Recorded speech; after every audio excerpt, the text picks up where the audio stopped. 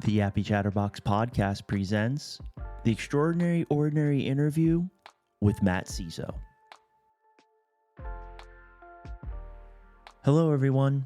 Thanks so much for listening to my interview with Matt Sesow. Matt is an artist and husband whose paintings have been shown in various museums all over the world. Even though his art has been displayed in prestigious museums all over, it's Matt's do-it-yourself ethics and approach to his artwork by making it accessible to everyone is what makes him and his philosophy on art so extraordinary. Thanks so much for listening and enjoy the episode. Hello, Matt. Welcome to the Extraordinary Ordinary podcast. Thank you for having me.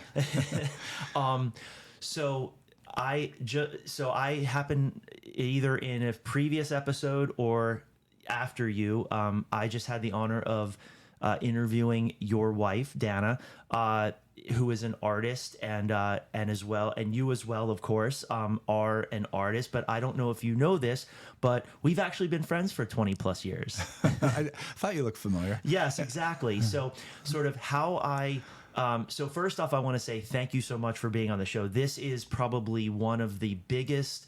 I had to pinch myself about 15 times before I came here today because I can't tell you how much of an honor and just how surreal this is to be able to talk to someone who, in my opinion, lives an extraordinary life where it's something that I'll never understand. But I hope through this interview that I'll actually be able to kind of get an idea of what you do as an artist. So how I actually met you is about in the early 2000s, two friends of mine as myself, we came down to Washington, D.C. for the weekend.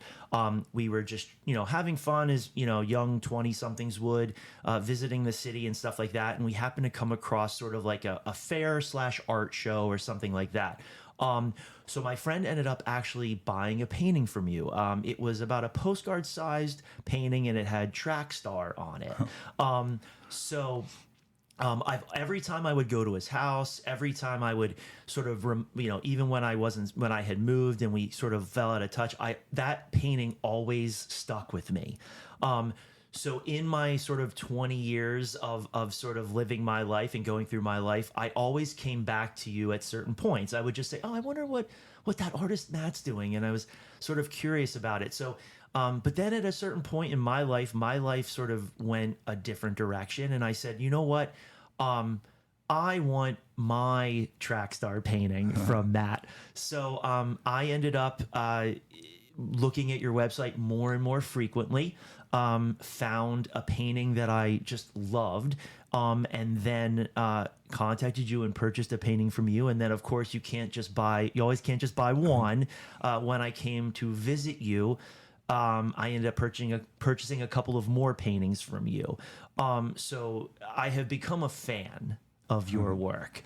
So when you opened up your home and opened up sort of you to be able to kind of come on this little podcast with me, I couldn't have accepted fast enough or just sort of wanted to plan this. So I want to say first off, thank you so much for being on the show. It is going to be so much fun. I can't wait. This is going to be great. I'm already giddy from when I spoke to Dana. So this is just going to be another 2+ more hours of just me on cloud 9. So it'll be fun for me too. So awesome. That's fun. Yeah. Awesome. So we're going to kind of like the old television show. This is your life, Matt. So where did you grow up? I grew up just outside of Lincoln, Nebraska, kind of in a I guess you'd call it rural setting. A housing development was just kind of created in a cornfield, and but that's where my dad and mom built their house.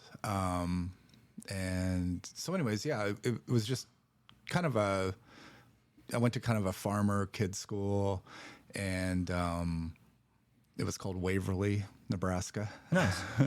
You said so parents, mother and father, brothers and sisters? Yeah, older brother and a younger sister. Got it. Oh, so you're the middle child. Oh, yeah. Oh, okay. That might explain a lot. Consistent, Yeah, exactly. So at a young age, so were your parents sort of encouraging, or how was your home life? Did your parents encourage you to be active? Did they encourage you in your interests? Were they, what did they do to kind of, you were like, well, I like to do this, I want to do this. Were they sort of all in, or did they let you do what you wanted to do? Were they kind of just sitting in the background, be like, okay, if it starts to get bad, we'll guide him the right way. But how encouraging were they with you, with sort of your interests as a kid and sort of growing up? Yeah, they were always, and always have been, super supportive, even with my dumbest decisions, trying to almost like learn by doing. But growing up where I did, there was a lot of outdoor time. We grew up by a pond, which was cool. So you could skate on it in the winter or go fishing in the summer. So I learned a lot of like that kind of stuff, we climb trees, fall out of trees, wipe out on your bike on the dirt road, all that good stuff. So it was a very physical, always played sports and, just, I guess, typical 70s, Yeah. 80s upbringing. Gotcha. And then, of course, you'll get further into the big story, but I'll let you ask that question. So were you, as a younger kid, were you into, so you're an artist now, were you, when you were younger, were you into art at that time, or did you have other interests as a kid? No, I didn't really ever like art or think I would ever be involved in any kind of art. Maybe I'd want to be in a band or something when I was in high school, or I guess I wanted to be good at sports when I was really young. And the main thing that really took my time and my attention growing up was computers. I was lucky enough to purchase an Atari 2600 after detasseling corn one summer. Kind of the idea was you work all summer detasseling corn, and then you get this check. Turns out to be like, $3 an hour or something. But so working in the fields, and then I took my money and bought a video game system. But what turned out there was, I guess that kind of got me interested in art in the sense that I saw the games as art, and the colors and the sound, all that. Like it was magic. And one of the early cartridges I bought was basic programming. Oh, okay. So you were really, so you kind of were on the cutting edge of like video games, computers, that kind of held your interest even at a younger age when you were, playing your Atari and stuff like that? Yeah. I wanted to learn how to do it. Like it was more than just like, oh, this is cool. No, I actually wanted to learn how to make those things. Oh, yeah. Nice. So that's probably, I guess, the closest I got to art. And then I eventually taught myself how to program Pascal language, and then that got me jobs in high school as a programmer. So I was actually programming, working as a programmer in the summers. Oh, okay. So that's kind of during your high school. So yeah, we'll get to that. Yeah, that's really kind of neat. Yeah, you don't hear a lot of high school kids being into computers and programming and all that stuff. So yeah. So sort of. So something kind of big happened to you at a younger age. If anyone knows you, sort of, they probably know your story. At 8 years old, something sort of happened in your life that sort of is kind of not permanent, or just sort of something that again that happened, and I'll let you kind of explain it. And so it's because it's kind of it doesn't define you, but it's something that, I think melded you, or just it changed your life, would you say? Oh yeah, definitely. Yep. I wouldn't be talking to you right now if it didn't happen, I suppose. No, I don't think so. I think I disagree, Matt. I think your art speaks for itself. I would be speaking to you because you're an artist. Well, I don't think I'd be an artist. Oh, okay. If it didn't happen. Yeah. Oh, gotcha. Okay. Yeah. So, or if I consider, I don't even. We'll get to call that. myself an artist. Yeah, too much, but we'll talk about that later. Yeah. So, like I said, we had a pond, and we had also dirt roads, very rural, but also we had a small airport nearby, so there was a grassy runway, and kids out playing by the runway one summer day in the 70s. And the plane was, because there's like those small propeller airplanes, I guess Cessna or Piper Cub, whatever they're called. And one was landing, and when they land, they don't make much noise because I guess they kind of cut the engine or something. I don't know how the planes work, but the propeller certainly was spinning. So what happened is the plane was landing, and I had run out onto the runway because we were playing this game called Spud.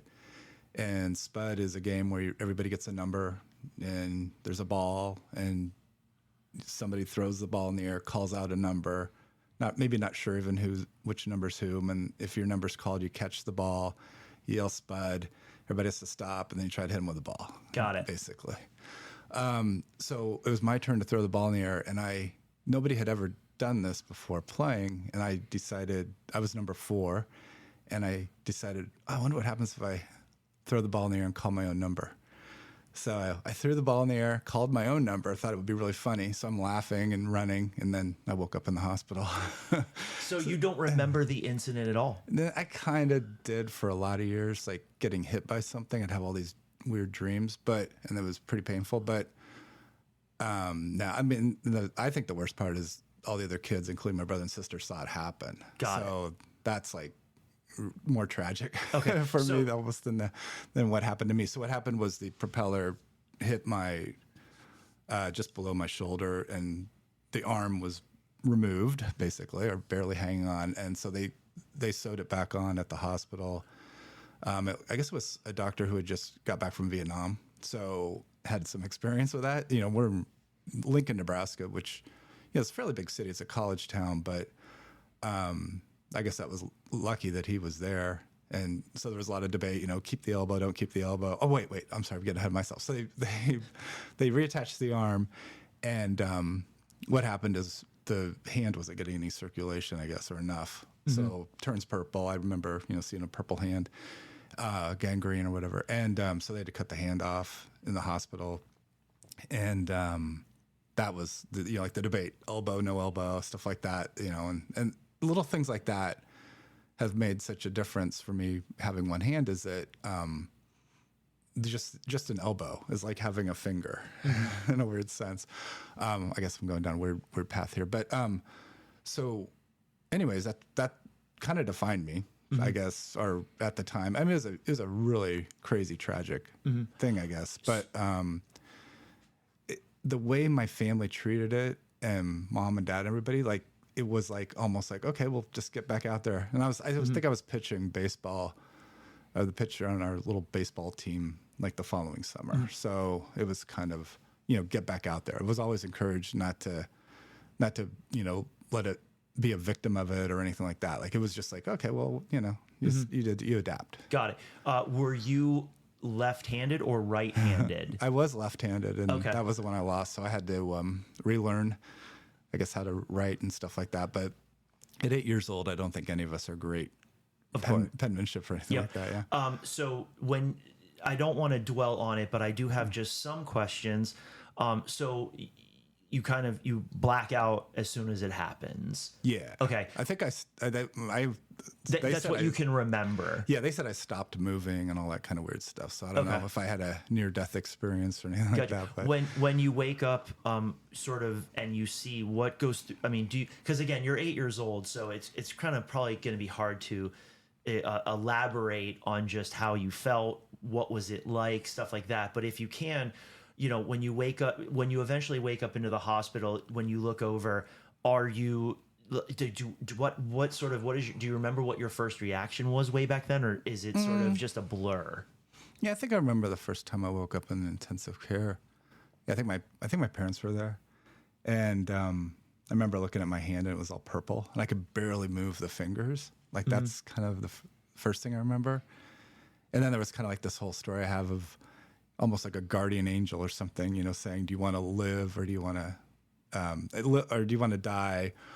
And basically go to heaven or whatever that is. And then, or do you want to live, fight to live and have an interesting life? And I think that might be a way I explained it to myself, is that from that moment on, I had to you know, almost have to like work harder or try, you know, like maybe try a different thing, you know, than maybe selling car insurance or something like that, which is a good job. But I'm just saying, like I didn't feel like from that moment on, maybe I had like a different path to take. Gotcha. Yes. Now, did you you mentioned the fact that they reattached the whole entire arm.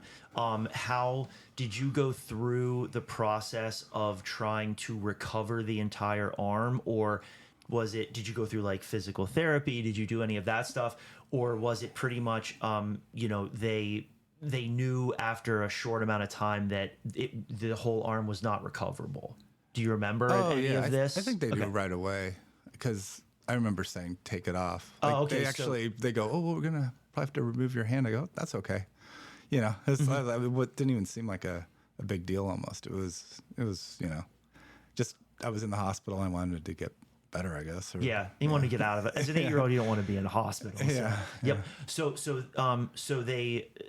you have the hand removed, and so what is it like, again, being 8 years old, and sort of, do you just begin or just continue to play, you know, games, and do you just sort of grow up and sort of that type of thing? Was there any struggle? Like, was it, you know, was it difficult? Did you ever sort of get mad that you didn't have, like, that you couldn't sort of use your hand or anything like that? Like, did it ever get frustrating? Did you ever get angry? Did you ever get upset that sort of, you know, that you couldn't use both hands and sort of that type of thing? Yeah. I mean, I suppose, I mean, like maybe if I was trying to impress a girl or something, you know, maybe I was like, oh no, maybe it's because I have one hand or something. I don't know. I mean, that's kind of a weird, you know, thing to say, which I don't think is valid, but, cause look at Dana's with me. She's awesome. Yeah, I know. Yeah. But, yeah, I mean, but no, I definitely didn't. I mean, I broke my arm again, the same arm after, like, because we were playing, you know, like playing like football or something in the backyard. Broke it again. And that was a weird thing because I would have to wear a cast. You know, they put a cast on it, but the trick with a cast on an arm is you usually have a wrist to keep the cast on. So many days I'd come home from school with my cast in a bag because it had fallen off at school. So my arm didn't quite heal back great, but you know. But you just sort of dealt with what happened and sort of went along with it. There was never any sort of frustration or, you know, angry, mad, anything like that. Just, you know, as an 8-year-old kid, you just sort of dealt with it and went forward. Yeah, I don't think I was angry. I think I keep all that stuff inside, and I had for so long. And I'm sure there's lots of anger that I have never really expressed or whatever. I mean, that's just part of it, but that's why, and we'll get to that in the painting. Like, I think sometimes my paintings are so aggressive, or I try to make them aggressive, because it's like the music I listen to and stuff. It's all about that, like, almost anti-authority, I guess, normalcy. Like I dwell in the not so much bizarre or weird, but in the kind of like, if you know it's almost like conspiratorial. Like, you know that what you're seeing on TV, maybe that doesn't make any sense. You know, they're lying to you or something, or there is kind of like a sense that maybe you don't know the whole story or something. So I would take like a contrarian viewpoint on something and just dive into as far as I could to, you know, whether it's politics or, you know, vaccines. I mean, who knows? Yeah, exactly. So normal sort of everyday high school like life. What did you do? It was high school, just high school, like a regular high school kid in Nebraska. You know, like I noticed you played football. Like, sort of. Did you get more into computers and sort of technology and stuff when you were in high school? Yeah, I think I played sports just to kind of be contrarian to coaches who maybe didn't want me to be on the team, because I didn't really enjoy it, I don't think, sports after a while. Like, I was kind of like just doing it to prove a point, I think, in the end, especially football. Like, I remember our last game when we lost, I was like so happy. I was like, oh God, I don't have to do this again. Because I didn't like the practices and stuff. And it was just seemed like a waste of time to me. But because at the time I was basically learning computers, teaching myself all this stuff with my free time. Like I would spend pretty much all my free time on the computer. I had an Apple II at the time. So like in school, I was, we had a computer class and the teacher, she was great, but she didn't really understand them like I and a couple other kids did. So we would actually, like, for example, she'd say, oh, hey, this computer over here isn't working. Can you guys see if you can fix it? And what I had done is open up the computer, the Apple, and I pulled one of the chips up just so, I knew it wouldn't boot. And then I could, basically have the whole class to screw around. And I'm like, nice. I could then at the end go, oh, look, I fixed it. Oh, nice. So little stupid things like that. But, my mind wasn't really in the, I was living in the future a little bit. Once I started to really get into computers, I was like, okay, this is it. This is good. That in all intents and purposes, that was going to be your sort of, what you were going to do, going forward. Yeah. So I got, went to college in Tulsa, University of Tulsa. Oh, okay. Yep. Computer science or computer information systems. It was kind of like computers with business. Gotcha. And because I was really bad at calc. I mean, I love the computer stuff. I wanted to be a programmer, but some of the more, I didn't get so much into the engineering side as far as like the electronics of it and stuff, but I was more into software. And so I got a job with IBM right out of college, which was sweet. So that's how I got here to DC. Is they hired me. It was a perfect job for me because it was a tester. So I got to write code to build like automation software and stuff like that. But then I also got to point out problems, Gotcha. like defects in a sense. Okay. Which I think is part of my personality, that I thrive on seeing, like, looking past the main talking point is of something, or not. What's the right word I'm thinking of? Like the main narrative. Like if the narrative is, oh yeah, this works. Like a programmer would give me the code and say, okay, this all works now, but you need to test it. And I would always, I would say, I don't believe you. There's going to be a problem with this. And so I do that. That's kind of been my whole life, I guess. So college at Tulsa was just normal college, taking classes. Did you sort of foray into any other type of stuff at college? Like, oh, hell yeah. Okay. Yeah. Like outside of computers, like what else sort of like interest you in college? That's good. So what happened in college is when I really started to have to take classes on computers, I was like, this is kind of boring. Like after a while, I was like, this, isn't really as interesting as I was hoping it would be.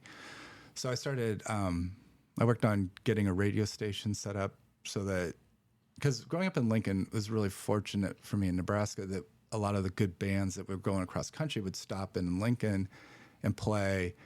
So I'd get to occasionally see like some really cool bands and stuff. And we had a really good college radio station. So then when I got to Oklahoma, it was a classical station, which, I mean, I love classical music now, but I don't know anything about it. But I was like, God, where's the punk rock? Where's the edge? And it was just nothing. And so I got something started with that a little bit, I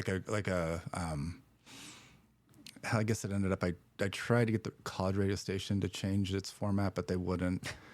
And now I understand why, because who's going to donate to the college radio station if it's, music people don't listen to? Yeah, exactly. Just me. Yep. Yeah. Well, now they listen to it. Now they listen to it, but back then they weren't listening to it. Yeah. Yeah. And so I ended up just volunteering basically at a local radio station, and it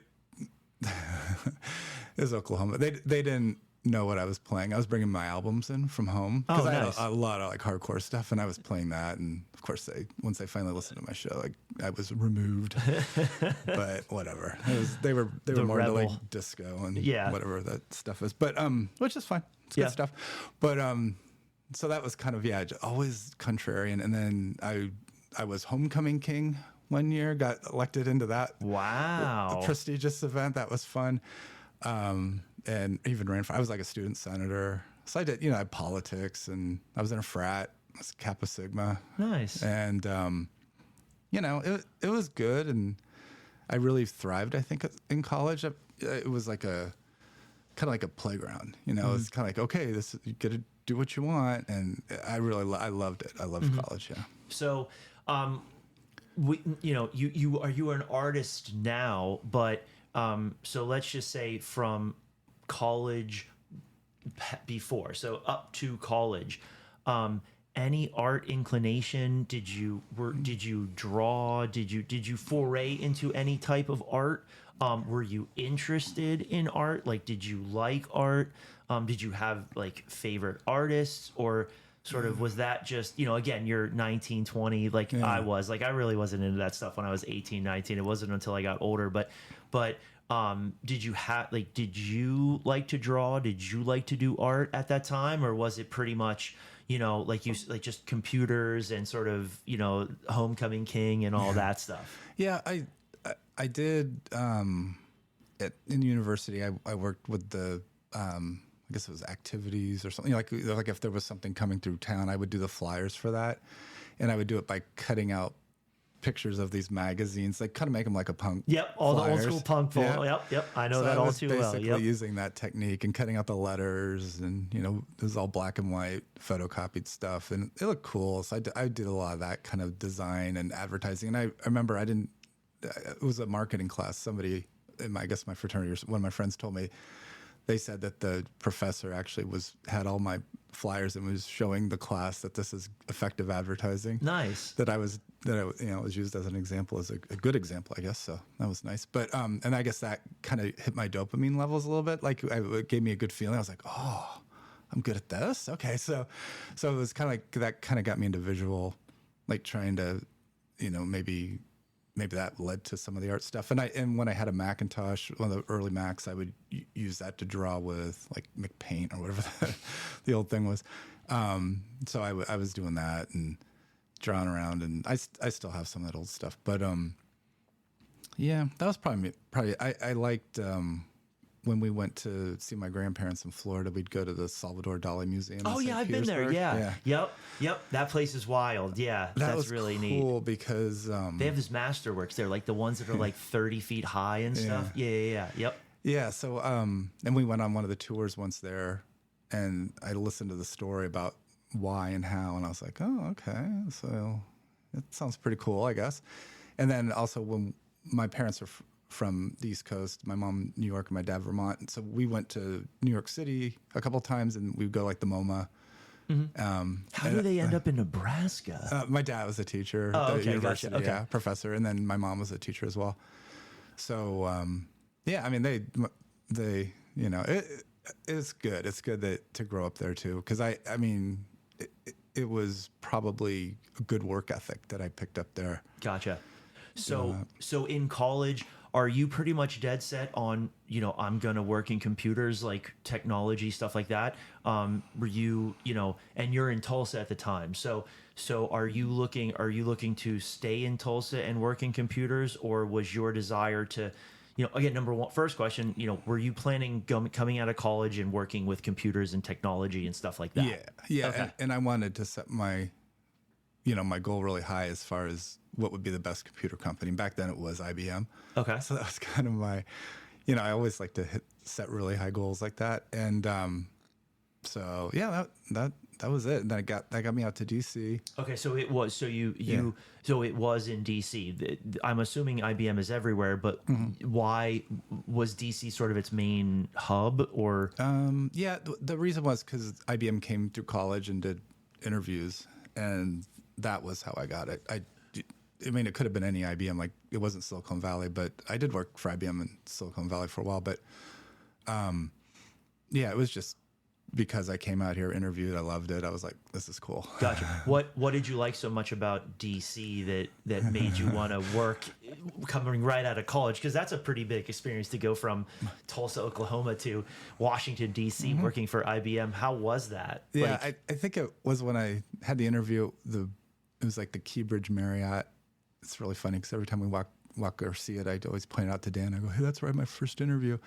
It was in a hotel, and I remember walking across the Keybridge to Georgetown and finding the record stores and getting the local cassettes and the local music. And I was like, oh yeah, this is, nice. Minor Threat and all Black Flag, all this, like it's, yeah, there's a lot of great music here. And that's kind of why I think I want to talk about, because finding it, this is something I've known about you, but that whole conversation can dwell. We'll do that off record. This is about you, not about where we are and what music you're into. And that's actually, to kind of as an aside, I'm also the friends. Actually, as a side note, we can kind of go back.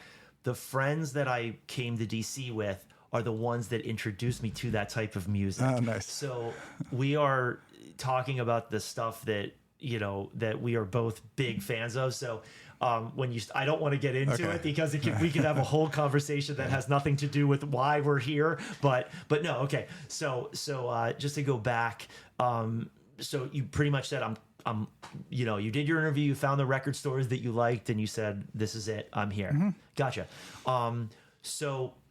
So what's it like? What do you do for IBM? I mean, at that time, when was this? Do you know what time? Yeah, it was 1988, 89. And I was testing software. We were doing a lot of stuff with image processing. It was like, I think one of the big projects would be like digitizing the Vatican's books or something like that. I mean, I never was on that specific project, but where I was working in Bethesda, we did a lot of image related stuff, which now just seems so, everywhere obvious. You go to the internet, there's all pictures, but that was very expensive and very hard back in the early days. Of course. And then some work with like OCR, which I guess IBM was going to charge a lot of money for that, and now you can get it for free pretty much.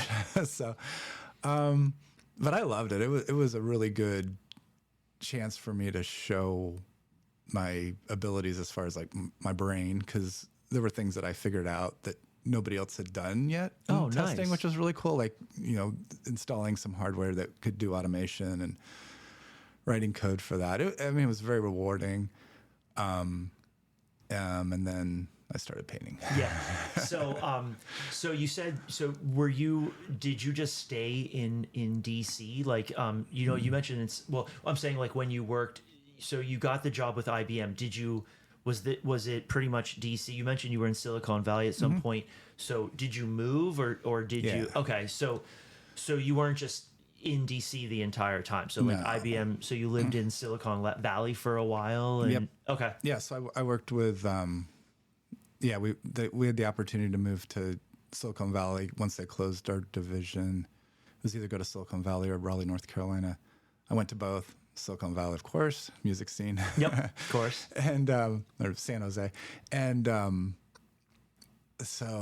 I was already painting at the time. But anyways, I worked in computers and painted at the same time, and I can tell you why later. But I worked at Netscape. I worked at AOL. Oh, okay. I worked at some startups when I got back to DC. So what brought you back to DC? Done with the Peace Corps. I was in the Peace Corps. Oh, okay. So wow. Okay, so this is all okay. There's a lot of stories. Yeah. So okay. So IBM DC. You go to Silicon Valley. You're living there. Okay. Do you when you're there, do you decide to go into the Peace Corps? Or do you work in that sort of Silicon Valley area for a while? I was actually like for Netscape and stuff like that. Is that in Silicon Valley or? Okay. Yeah. So I worked for IBM. I got married. And then came back to DC, went back to Silicon Valley. I think I've only gone back 3 times. Diana always laughs at me because I can't remember how many times that's okay. But the thing that always got me back here is I bought a place in Adams Morgan when I first started working, and I tried to sell it. I couldn't sell it. I mean, now of course it'd be worth a ton of money, but you couldn't. It was a different city back then. Silicon Valley. So once I got my job with Netscape, it was kind of a important job, but then there wasn't anything to do. Like we were working on the new web browser or the mail part of it. I can't remember, but my job wasn't really, there wasn't anything to do yet. Mm-hmm. It was boring. I was just sitting around doing nothing. And I was like, I'm just wasting my time. Mm-hmm. So joined the Peace Corps. Nice. So but you did mention that you started to dabble in painting at the time, correct? Yeah. Okay. I started here in DC in 1994. When you were working for IBM. Okay. So right out of college. So pretty much around that time, your first job. Okay. So how does it start? Like how does the when like what makes you pick up a brush or a pen or a what was your first drawing? Let's put it that way. And what made you pick up that implement to do that first drawing? So what it was I was going on a date, and this girl lived in who later became my wife, not Dana, and went to her group house because she, people live in group houses down here, I guess, or I don't know if they still do, if the kids do that. It's a very effective way to save money. Oh, of course, yeah, in any big city. Yeah, yes. so Okay. bunch of them sharing a house, and a lot of them, or a few of them, were in bands, and everybody knew, knows somebody in a band down here, and so it was at Mount Pleasant. So I had my place in Adams Morgan, so I walked over there. I get there, and there's like some had been in art school, and they were sitting around drawing on this big table in their dining room, and I'm trying to be cool, and I'm a computer nerd, and they go to me, they go, "Oh, do you know how to paint, Matt?" I go, "Sure." I just lied. So I just picked it up, and there was a city paper there, which is kind of it was a cool thing back in the early 80s or 90s. And there would be like ads for bands and stuff. So I would just I think the first thing I drew out of there was probably like, for some ad or something, or just a person standing, like just a kind of a portrait type thing. And then I did another and another. And those guys all went off and smoked their pot or did whatever they did. And I stayed and kept drawing and drawing. And then I was just like, oh man, after a while, people started liking what I was doing, because I was trying to be contrarian. Of course, with my art, I was like, oh, let's make the lips crazy and the heads and all the colors are off and weird and scratchy. Then I started like, oh, like my lines started to get a little angry, and it felt good to kind of leave it on the canvas, or not the canvas, paper at that time. And then, so then what would happen is they would start hanging my pictures up on the wall of the group house, and everybody would because it was kind of like, it came like a little gallery there. So I'd have like maybe 40 or 50 little drawings on their wall, and then they would have like parties, and people were buying them from me. No way. Yeah, so I was selling my art off the wall, and they were just put up with push pins and stuff. I was like, oh, this feels good. Were you only doing art at the group home or that group house, or were you doing art at your own house in Adams Morgan? Yeah, at first it was just there, but then every time I would go and do it there, and then. But yeah, then I set up just something on my kitchen table. Yeah. And would just paint there. So you would paint part-time while you were working at IBM? Oh, yeah. Yeah, definitely. Like nights. I can remember one day we had a snow day, one of very few. And I was supposed to be working. I spent the whole day painting. Oh, yeah. My floor did some really good work that day. I was like, oh, I think I like this. Nice. So I started in 94, and then I finally went full-time painting as a job in 2000, I think 2000, yeah. Okay, so you're working at IBM and eventually moving out to Silicon Valley. So the whole time you're sort of in that corporate job, you're also painting as well. Did it ever stop, or did you pretty much did painting and sort of the corporate world go hand in hand up to the point where you decided to not do the corporate world anymore? Yeah, I mean, I will always, I would spend all my free time probably painting. And then, but also I did film or videos. Nice. Yeah, I did. Actually, I did that before I even started painting. I think in 93, I was at a party, and this guy was like saying, I can't remember what he said. He said, oh, I'm doing a film. And he goes, have you ever worked on film? I go, oh yeah, sure. Lying. And so I got to be like a gaffer or something on this guy's film. He was a really, really, really great guy, David. And, he had like this Pixel 2000 camera. This wasn't what he filmed this like in real film, the movie he was making, but he said he had this little Fisher Price camera, because I told him, oh, I'd like to do film someday maybe. And he lent it to me, and it was like, it would film on cassettes. Okay. And so I had it for like the weekend before I'd see him again. I'd return it to him. So I spent all weekend making him a short film about myself, and I used like VHS to dub it back and forth and stuff. I think I had 2 tapes. I must have. That took forever. And I had a Mac Quadra computer, so I bought some. Oh wait, this is the second one. Okay, first one was just tape to tape, just dubbing. It took forever. Took all weekend. I did a painting. I did a film. I wrote it, filmed it the same day. I called it Seize the Day. And I was just like, I mean, I need to put it out there because we just went and saw some film by Cocteau, the philosopher or poet over at the National Gallery of Art. And I was watching him going, oh my God, it kind of looks a little bit like what I was doing. But nice. In some respect, the theme. So it was basically a talk with myself. I was both characters in the film, and I think there was 3. And it was about loss. It was about losing. It was about me losing a bike, I think it was, but it represented my hand. Yeah. I didn't even know it till after like years later. I'm like, oh, that's what that's about. And I end up killing the bad me who's sad, and then I be confident. The confident me lives. It's very, very. I mean, God, I've had shows, and I can't get anyone to any of these like museums or galleries to show my films because I think they're pretty bad. Do you still have them? Oh God, yeah. Oh yeah. Oh, nice. Yeah, I need to get them out there. Are they on the website? No. No. They used to be, but then I think all the plugins became outdated. And I never updated it. I have them though on hard drives and stuff. But Nice. yeah, I did a bunch, and actually, I just heard from one of the people, the niece of, I guess she used to be my niece, my sister's, or my wife's sister, and she was like, "Oh, do you still have that film?" And like now she's like a doctor or something. And she's like, "God, I'd really love to see that again." Nice. And she couldn't find it online, so I gotta do all that. Anyways, long story.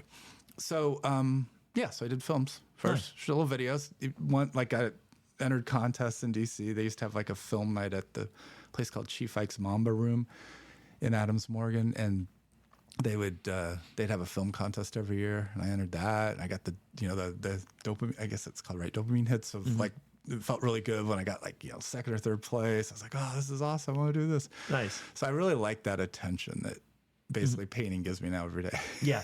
So your pain, are you taking yourself serious as sort of an artist in the way of, you're doing, you're painting at this group house, just, it seems like for fun, or just to, to do it, you're scratching that sort of artist itch. Does it get serious? Does that point get serious with you? Like, they're putting it up in thumbtacks, they're selling it like that. Do you think, oh wait, I've got something here, like maybe I should start sort of going a little bit more in depth with it? Nope. Or is it just for fun? It was a joke to me. Kind of still is, but it was because I was driving through Georgetown in my old beater car with my then girlfriend, I guess, and there was an art festival in Georgetown going on, and it was a 2-day festival, so people were outside selling art and stuff. And she goes, "Oh, you should show your paintings here." And I go, "Well, not today, because I was gonna go scout out locations for like one of my dumb little videos." And so she made me stop and goes, "Oh, just ask them." And they go, "Okay, yeah, you can do it." They said that I could do it Sunday, which was the next day. So the next day I pull out whatever crappy art I had and drove to Georgetown and just set myself in front of a storefront, just on the sidewalk, and maybe I don't know if I had a blanket or anything, but I just had all these little paintings out, and I was getting ready to, it hadn't sold anything all day. I was there all day. I was like, God, this is stupid. And then, and they were like $40, $60, whatever. And had some canvas. I mean, it's pretty wild. And then getting ready to leave, I was like, let's just go. This is dumb. And so I remember calling on a payphone. She called her parents saying, "Oh, we're not gonna stick around," because they were gonna come visit and watch and see what I was doing. And they go, "Oh, wait, we're coming. Just wait a bit longer." So I said, "Okay, sure." So I stayed a little bit longer, and then all of a sudden, this lady who was visiting her son in town, she stopped. She goes, "Oh my God!" And she just flipped out, and she saw my art, and she's like, "Oh!" And so it turns out she was like an art dealer. Oh wow! From Connecticut. So Dan hates the story because it's like my first time ever. I basically got an agent, so she signed me up. No. Yeah. Wow. Yeah, I had an agent the first day. And that's so that was the first life. time, and that was just your first time selling. Like you just decided out to in sell, public, yeah, yeah, okay, because it was mostly in the house, like you said. That you were people were buying some art like tacked up on the walls and stuff like that. But this was the first sort of. Now, did she buy a piece? She bought everything. She bought everything. Yeah. What was that like? I didn't believe her. I didn't. And then I was, I was working at IBM making whatever IBM money, and she sent me a contract, and I had supposedly good people I could trust look at this contract. It was pretty binding now that I think about it. But yeah, she had like right of first refusal to everything I did, and I'm like painting like crazy. I'm doing, you know, like 3 or 4 paintings a day probably while working at IBM. Yeah, probably at my peak, and then, but I had to run everything by her. So this is 94, 95. There's no real internet. There's no digital cameras. So I had to buy a Polaroid, and I would take pictures of every painting in Polaroids. So an actual physical picture I'd be sending in the mail to her, and she'd say whether she wanted them or not.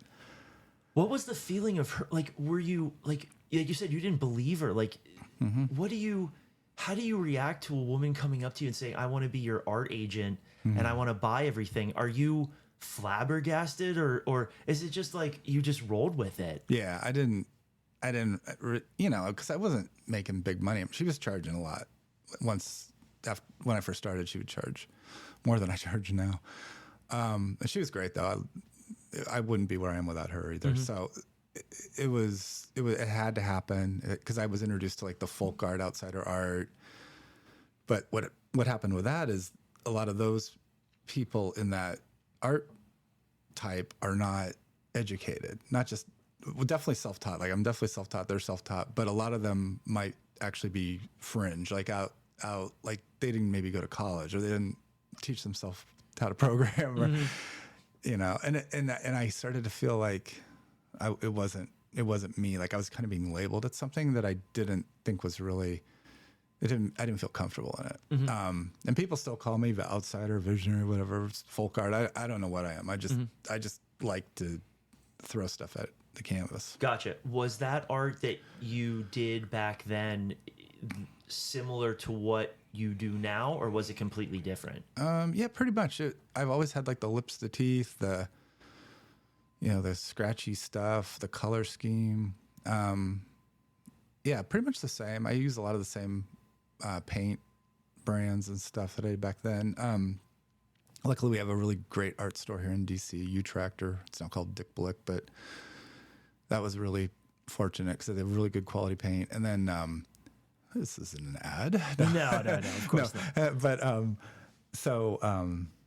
yeah, it's all the same pretty much. But one of the most transformative moments in my art career was whatever I call it, but was when the movie Basquiat came out. And I'd been painting, I think it came out in like 98 or 99. Yeah. David Bowie is as Andy Warhol. Yeah. Because Andy Warhol's a Pittsburgh guy, so that was right. yeah. So, yeah, but it was I've watched that movie. I've watched that movie recently, and yeah. It's funny. Yeah, Andy Warhol as David Bowie as Andy Warhol is pretty good. Yeah. So it was the day it opened. It was in DuPont Circle. I remember the day. I was like, oh, Basquiat, it's an art movie. I'll go see that. And I went all by myself. First one. I remember even they passed out like a survey after the film to what you liked about it and stuff. It was so funny, very weird. But I went, and I remember watching the scene where, because I didn't even know it was art, and it's like an art dealer looking at all his paintings when he's kind of discovered, and I was like, oh, that kind of happened to me. And she's showing his stuff, and I started crying. I was like, oh my God, I can totally do this. So that's really what got me. I was like, oh. And then I realized iconography, use that more, like use my, language, and definitely was influenced probably more by the film than actual Basquiat paintings. But I have done a recent show at Old Dominion University, and it was a solo show of mine of all of my work from like 94 to now, or 2 years ago, and there was original Basquiats in the show. And nice. So the curator actually curated in Basquiat with my work. So I have shown with Basquiat, I guess. Just showing the influence and the similarities and stuff. And I agree. A lot of my stuff does look a little bit like it, or a lot of like it. But I'm not sitting looking at a book or ever. I've never looked at one of his paintings and gone, oh, I'm gonna. But I can see like maybe some of my iconography is very similar, like that line drawing and. But I think now I've painted more than he did. Isn't in the movie he calls it like ignorant art or something like stupid, that? ridiculous art. Yeah. That's exactly what I think of mine. Like when he would do those littles, like the one that you said you got the track star. Yep. That's where I came up with that idea. Do those smalls, just do stupid, ridiculous art and just sell them like $20, $30, whatever. Yep. And I still do that. Nice. And there's thousands and thousands of those Yeah. out there. So you become you find yourself an agent while you're working at IBM. Do you start? So you mentioned like you worked for Netscape. Did you eventually come back to IBM? Like, or did you? So like you worked for IBM, then you started working for like AOL, Netscape, stuff like that. So, when you get to when the person signs you on as their agent, are you still with IBM and then you move forward to those other companies, or are you back with IBM? I'm just trying to get an understanding of sort of that point in time when it changes. So I had the agent all through till 2000, I guess. okay. And that's my last job was when here in DC in Georgetown, where it all began. I was working at a company and they were, I was a tester there, and they had layoffs. And it was another one of those where I didn't have enough stuff to do. I would sit around all day, go, this is really, I'm not doing anything I could be painting. And I got laid off. And I just remember they told me that, and I go, thank you. I was like, thank you, you're freeing me. So on my way, walking back to Adams Morgan, because I'd walk to work, I stopped by this CD Warehouse, which is a little record store art gallery on M Street. And I said, hey, can I have a show here? On the way out, and they go, yeah. They go, sure. After they looked at my stuff. And so I wasn't even home from the day I got laid off. When I was walking out, I said, I'm just going to do it. I'm just going to go full time. Nice. So you didn't, so it wasn't a thing where you decided I want to go from working in the corporate world to painting. You got laid off and you're like, all right, new situation just came up and I can use that. So, so did people at work know that you were a painter? Did people were people were coworkers fans of your painting? Heck yes. Okay. Yeah, because I remember going to meetings and I would have because I use a lot of metal paint. Sometimes you see the little paint on my hand now, but my whole arm would be covered with paint or gesso or something.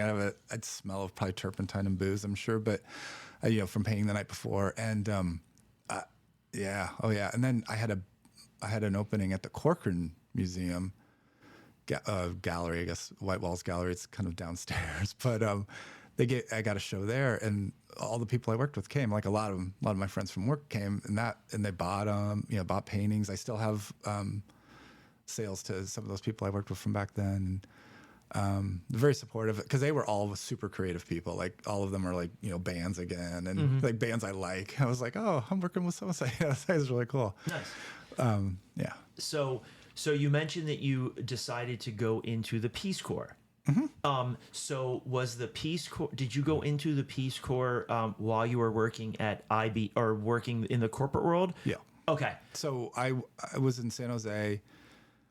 I was going to the Peace Corps. I was going to go as a single person because I wasn't married yet, but my girlfriend at the time, she's like, I want to go to the Peace Corps too. So we got married.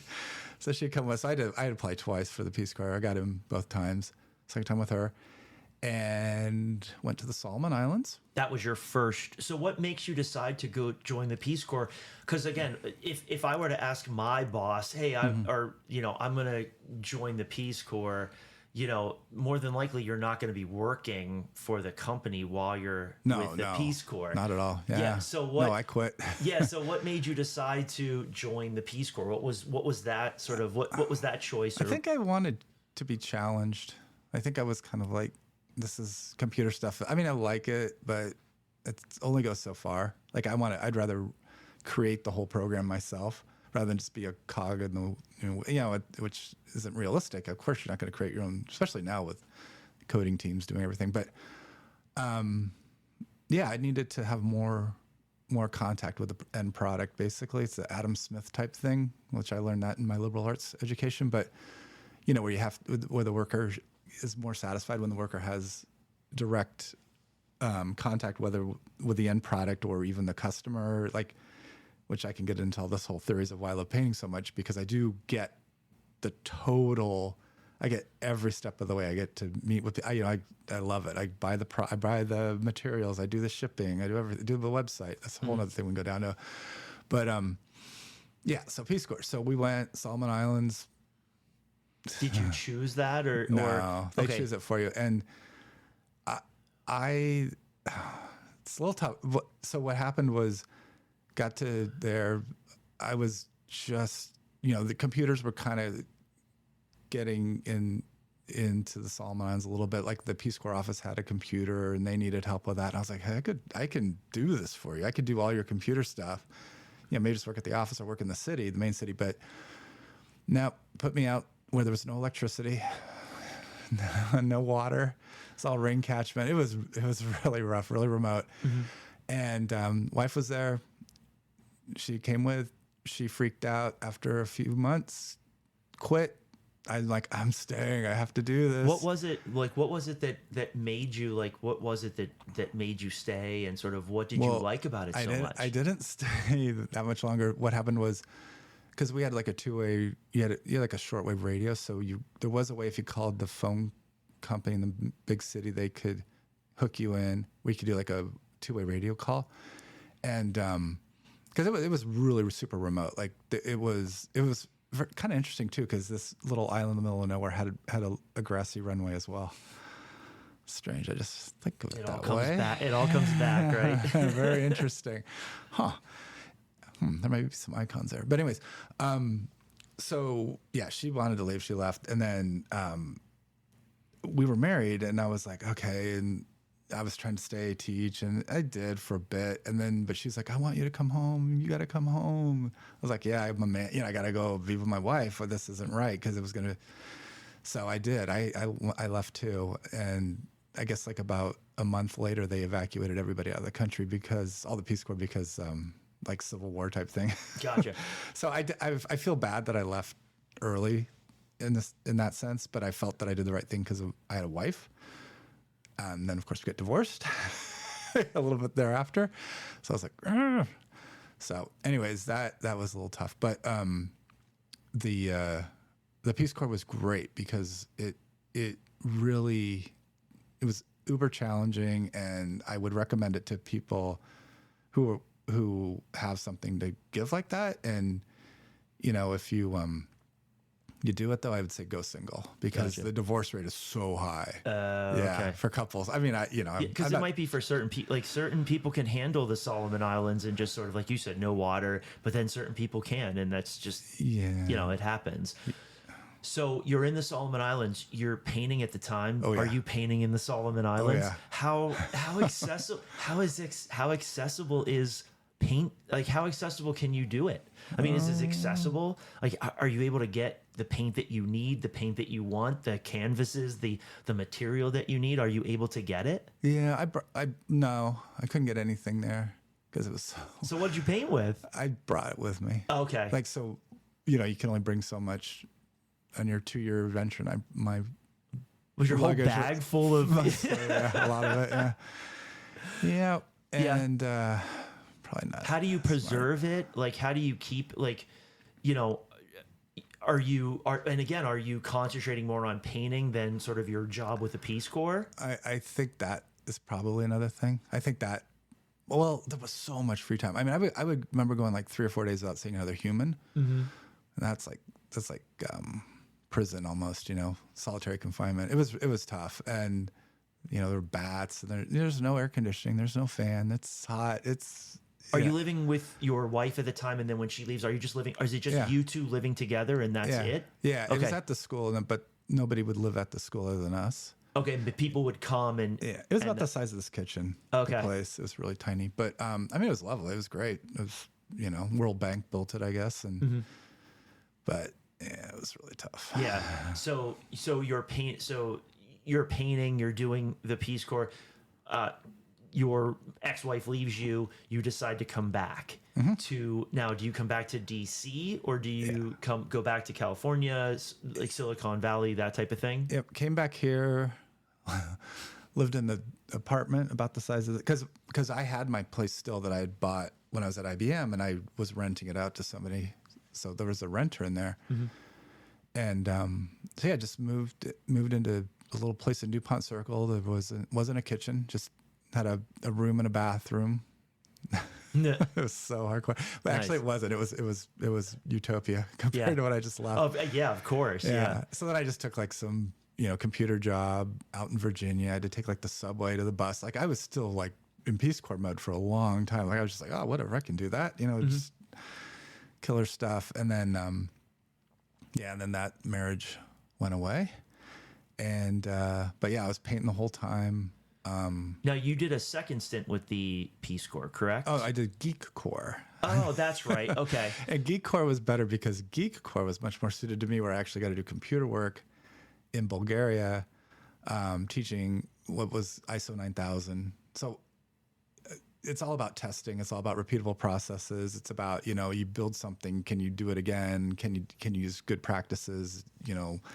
Right up my alley. It was good to teach. I was, teaching to these people, I guess, because it was, I don't know how many years after the Soviet Union, but there was still a lot of Soviet Union looking stuff around there when I was there. But it was great. It was only for a month. Gotcha. Was that, how soon after the Peace Corps did you do the Geek Corps stuff? Probably within a year. Okay. Because I wanted still to do that kind of thing, that challenge or something, I guess, overseas. Did you paint while you were in Bulgaria as well? Yeah. I mean, that was that's a dumb question, because you pretty much paint Everywhere. everywhere, but how, Yeah. And that one I found a gallery and got them to show my work. okay. And it was, you could get material, not a little, probably, you didn't have to lug it all from here like you did to the Solomon Islands. Yeah, it was Okay. a really, really nice setup. They put me up in a really nice apartment. It was good. I liked it. It was fun. Did you always know that was going to be a temporary thing, the Geek Corps thing? Like, okay, Yeah, those are only month long. gotcha. And then Dan even got accepted after, I think before we were married.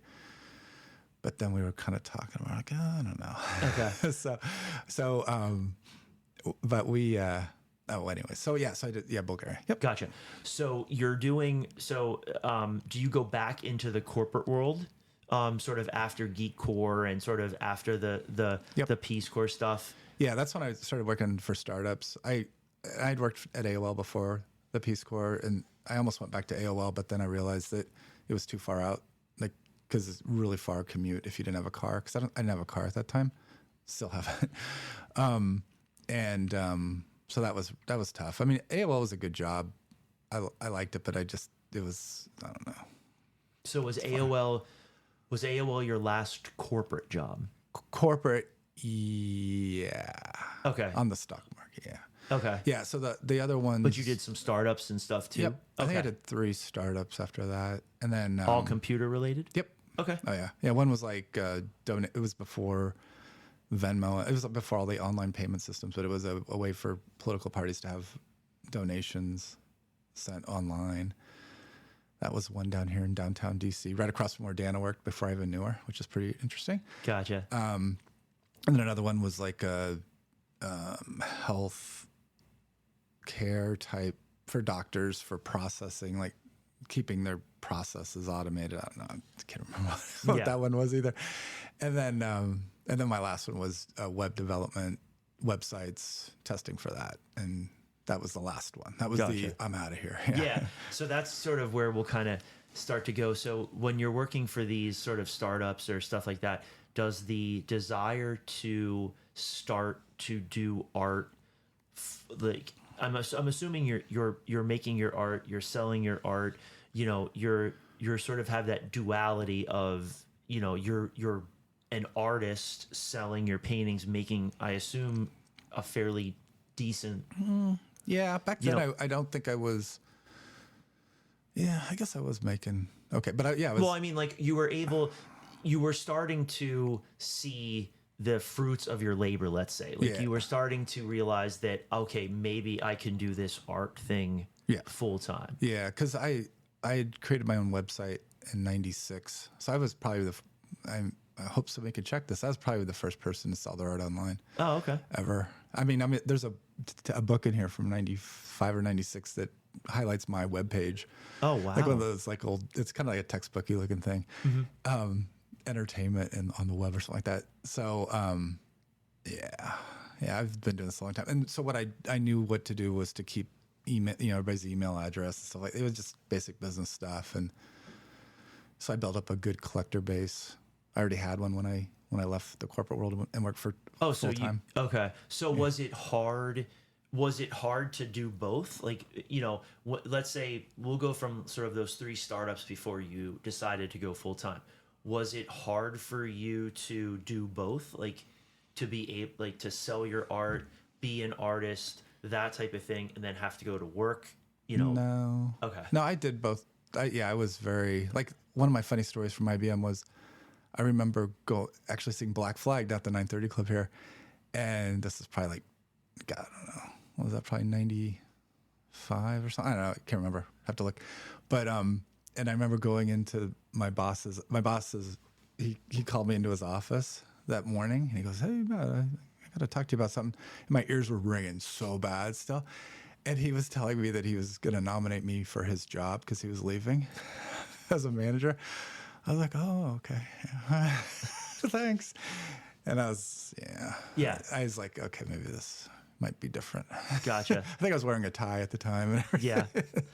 So, do you start to lose interest with those three startups progressively because you have that sort of successful art business? Like you're becoming sort of, or would you say, like, were you getting bigger when you were with those three startups, or was it pretty much just like consistent throughout? Coming back from I was getting coming back from like Bulgaria and stuff like that. Were you starting to was that shift happening? Yeah, I was showing all over the place. I was getting a lot of good shows and while I was working and I guess that's what. Yeah, is that the question? Well, at what point, like, did you see the end of the corporate world coming? Like, and were you okay? Yeah. So what happened was, when you're working for the three startups, progressively working as you're working for them, are you saying, okay, I don't want to work. I want to, this is the last place that I'm going to work. I'm going to quit tomorrow or something like that. Yeah, it was I wasn't working. I mean, it was like there was too much idle time. Like I wouldn't even want to take lunch. Like I don't, like I want to work constantly. I think I'm just that obsessive compulsive or whatever. And I felt like I had all this time I was burning that I could be painting or start my own business, which is what I did. And I just realized that there was way too much idle time. And I was just like, this is just, I'm not my full potential. I wasn't being my best that I could be. So what is the tipping point or what happens when you finally say, okay, this is the last startup that I'm working for. This is the last time I'm going to work in a corporate setting. What was that sort of, when did that happen, or when did that switch flip? Or how do you tell yourself that you're ready to do that? I think it was because I was completely independent. The divorce was through. I had a 600 maybe 550 square foot place that was mine. I owned it in Adams Morgan. I had a wall that I could paint on.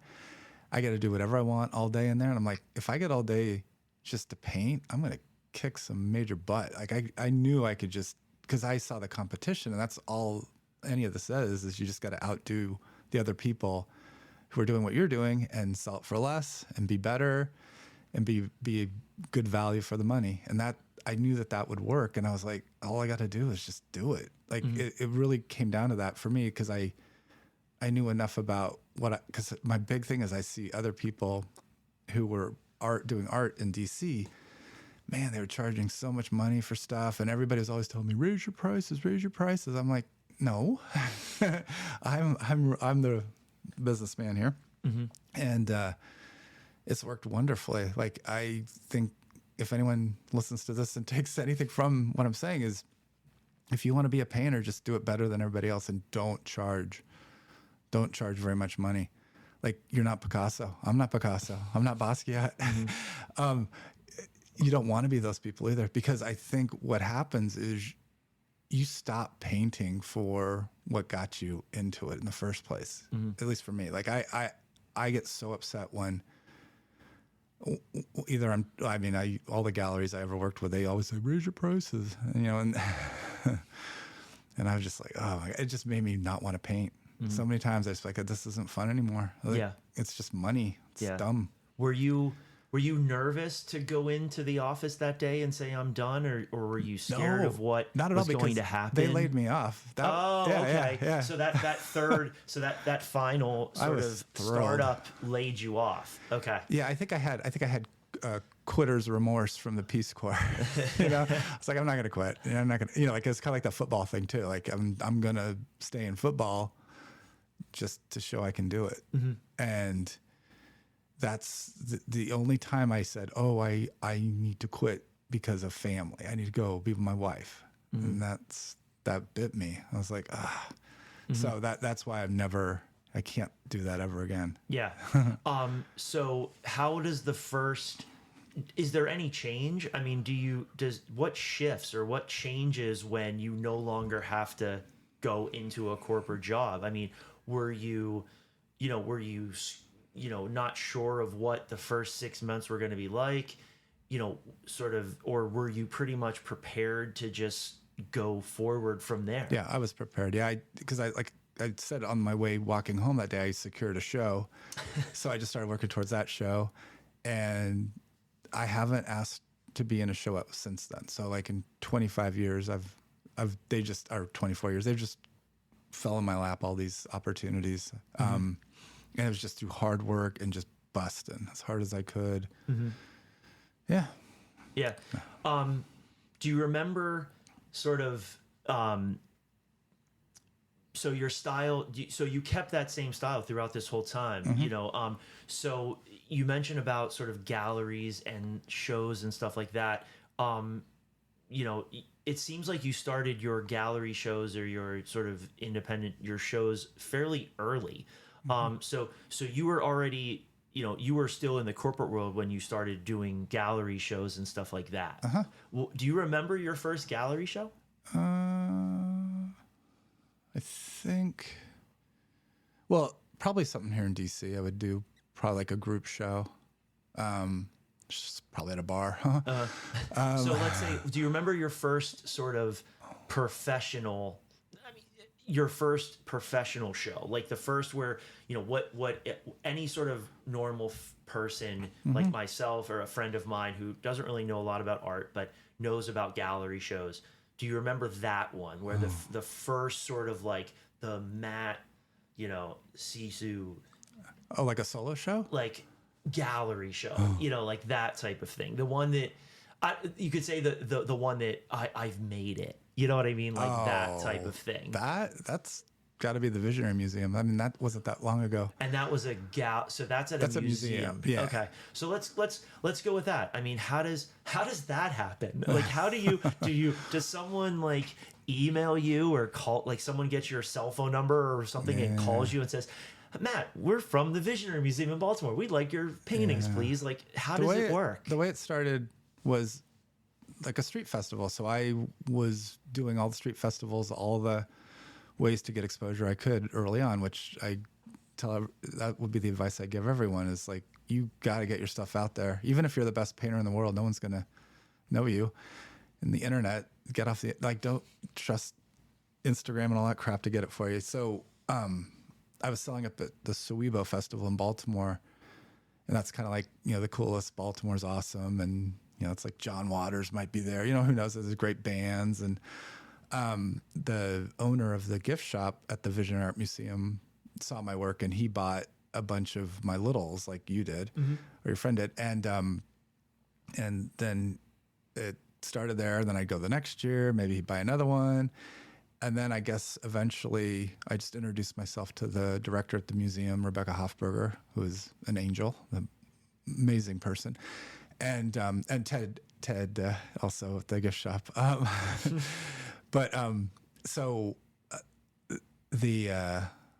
She put me in a group show, which I was like, okay, floored. so it didn't start.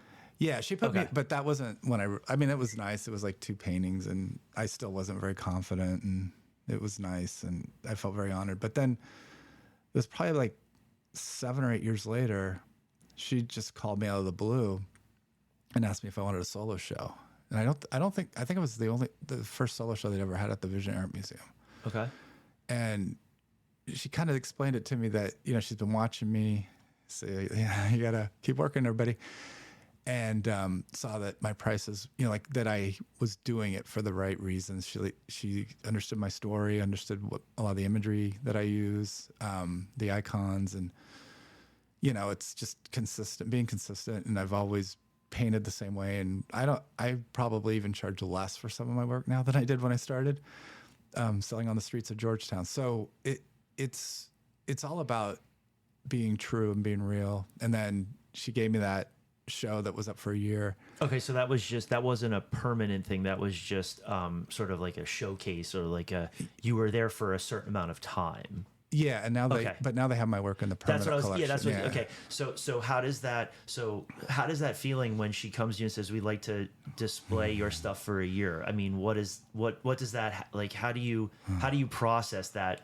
So the interesting thing was about that, because I'd already been painting 20 years or so, I guess, maybe more than that. I don't know how many years, but a long time. And so a lot of the old stuff I used to paint came from an emotional place that was raw and was first time and took a lot of energy. And some of the things that they wanted for the show, they were like, oh, can you do kind of this again or that again? So they didn't take the stuff that you had already had. They wanted both. Did they want old and new stuff, or did they just want all new stuff? Well, it was mostly people loaning their work that they had in their private collections. So like people had paintings and they would loan them to the museum for a year. And then I had to create some new stuff to go with it. And what I found it was very, very difficult, because of course you make it or break it on your museum show. And so I really, really pushed myself, probably too hard. Did they ask for specific things? Like, were they very specific, or did they let you be the artist? And did they just say, well, we want new paintings? Oh, yeah, I had total freedom, but they never ever said, oh, we want you to paint a specific thing. They were just like, you know, might have some space to fill over here, you could do this or that. And I was like, yeah, of course, you know, kind of like saying, yeah, I can do that. But the time, and it took me so much energy. It was exhausting, but I did it. And I have a lot of stories like that where I basically pushed myself so hard that I can't even believe I did it. Like, I've done plays, like slept on the floor of like in Hollywood. I've done a thing there where it's just crazy stories. But you know, that kind of thing where you're just like, you push yourself to the limit. And I was doing that. I've been doing that for so long, and that's why, to skip ahead to Dana, she saved my life. Dana did, because she basically, because we'll get into this to the other interview, but like, she came over, visited me one time up in my place at Adams Morgan. She just cried. She goes, how do you live like this? It was, I mean, just crap all over, just paint, and just, I mean, I would go to bed, paint all over me all the time. And it wasn't healthy. Like I've been so much healthier now that I'm with her, but it was yeah. it was hardcore. So you do sort of a year-long show at the Baltimore Visionary Museum. Are you working with them sort of, is it explain how it works? Like, they ask for 50 paintings and they're going to display all of them for a year, or do they ask for a few? Do you get your own sort of like wing of the place? How does that work? Yeah, like Rebecca came to my studio and I showed her what I had, and she would tell me, you know, she would pick stuff, and then I collected from collectors the images that they had, and then I would show the people that were willing to loan the work. And so they gave me a big room. So it's so it wasn't just your stuff that you showed. No, it was all my stuff. Oh, okay. You would ask people that had owned. Yeah. You asked people to. Yeah, so people who own my work, they would loan it to the museum. Got it. Okay. And then the museum would like frame it up really nice. So people got really good frames and and everything. It's a good deal. Don't have the painting for a year. Yeah, but it would have their name on it, you know, like from the collection of and stuff. So that was pretty cool. You know, big openings, all that good stuff. It was transformative to me. And then, funny thing so the current relationship is that they have the stuff in the permanent collection, but I also work with the gift shop and they'll come down and buy 100 or 200 paintings at a time. Oh, okay. And then resell them in the gift shop. So what I do is I sell them for really cheap to the gift shop, and then that way they can keep my prices the same as what anyone would get from me on the website. So they get originals at. Oh yeah. Oh, nice. Yeah, I always thought it was just like prints and stuff. No, I've sold. Okay. They've probably sold like, I don't know, 4,000 or 5,000 of my paintings. Wow, that's awesome. Easily. Yeah. So you have the year-long stint. At what point is it soon after that you start that they ask to do in a permanent collection, or is it some time after? It was pretty much right away because I actually, truth be told, I offered. I said, "You guys want to keep any of these? You can have all of them. Anything you wanted that I had created for the show." Okay. And I think they took all of them, but a couple. Was that because you asked them, did it feel different? Like, how different was that when they said, did you offer thinking that they weren't going to take them, or did you kind of have an idea that they were going to do them permanently? I really didn't think about it. I was just like, I was so honored, and I was like, you can just have them. I didn't even. I probably should have written it off on taxes or something. But I always got to do. I go, God, that's we just whatever. It's so much more valuable for me to give them away and be in that museum than not being up there, because that museum. One of our first dates, Dan and I were up in Baltimore. We went to the Visionary Art Museum right when they opened, and I told her, I go, one day I'm gonna have a show here. Oh, nice. Yeah, and then they did. Yeah. It's just that whole, you get focus and mantra and all that good stuff. Yeah. I've been there before, so there's a possibility where I might have seen one of your paintings there, which is kind of cool. So what's it like? What's the feel, or we'll do two things. What's the feeling of having a permanent collection that you'll know for as long as that museum is there, your paintings, people will see it. So 100 years from now, people will see your paintings. Yeah. How does that feel? Like, is it exciting, or is it just, are you I mean, of course I would assume that you're appreciative of it, but how does that feel to know that for as long as that museum is there, your paintings will be viewed by, countless generations? Yeah, it's really cool. But to me, the most important thing is that my paintings are in people's homes, because I think that will outlive the museum probably. Yes. And, not having children, like, that is probably like people who have like that satisfaction you get from having a child, although I wouldn't know, but you're carrying on your genes and everything, and that act of creation. And I recently heard a interview, and they were talking about UFOs, but, the whole idea of creating and leaving something behind, how that transcends time. Like, you're almost eternal all of a sudden. So I think the creation of paintings for me is substitution for having children in that sense. And if it gives anyone any joy, that's incredibly positive for me. Or if they hate my work, that's fine too. Just that they have a reaction, or, it's very satisfying. Because when I paint, it's the moment. I'm just in the moment. I'm not even, I don't care about my paintings after they're done. They just go in the drying rack, and I hope to sell them. And if somebody came up to me and said they liked a painting of mine that I've had forever, I'd probably give it to them, because otherwise I'm going to paint over it, Yep. Because I'm going to paint something else. But luckily I have enough materials to paint on that I don't paint over stuff as much as I used to. But, yeah, it's just that idea that there will be stuff out there longer than I'm here. How many paintings are at the Baltimore Visionary Museum of yours? I think it's 20. I don't know. I'd have to look online. Could you ask for them back if you wanted them? No, I never would. I don't know. But I don't want them back. I mean, if they wanted to sell them to make money, they could do that. That wouldn't bother me. What about switching out? Like, do you say, hey, this has been here for that long, can I maybe put a new one in? Do they allow you to kind of switch out if you wanted to? I have no idea. Or have you ever thought about that? No, I never thought about that. Okay. But if they wanted to, I'd let them. I mean, they could do, because to me, once somebody has a piece of mine, they can do whatever they want. Oh, so they actually own them? Yeah. Okay, I thought maybe it was something where, I don't, again, I'm very sort of ignorant when it comes to the art world and stuff, how museums work. I thought maybe it was, I would just be so enamored with the fact that you would want that, that you'd be like, no, here, take them. And then, but then, do you have the ability to say, well, I want to switch it out or that? no. Okay. Gotcha. Yeah, they can paint over them if they want. Yeah, like, to me, it's throw them in the harbor if they wanted to. Yeah. Totally fine. Gotcha. Yeah, I that's like when people resell my stuff on eBay or whatever. I'm like, good. Wow. I hope you do. I hope you make whatever money you want off of it. I just glad that you bought it from me in the first place. Exactly. Yeah. I don't even want to go into why you would even sell.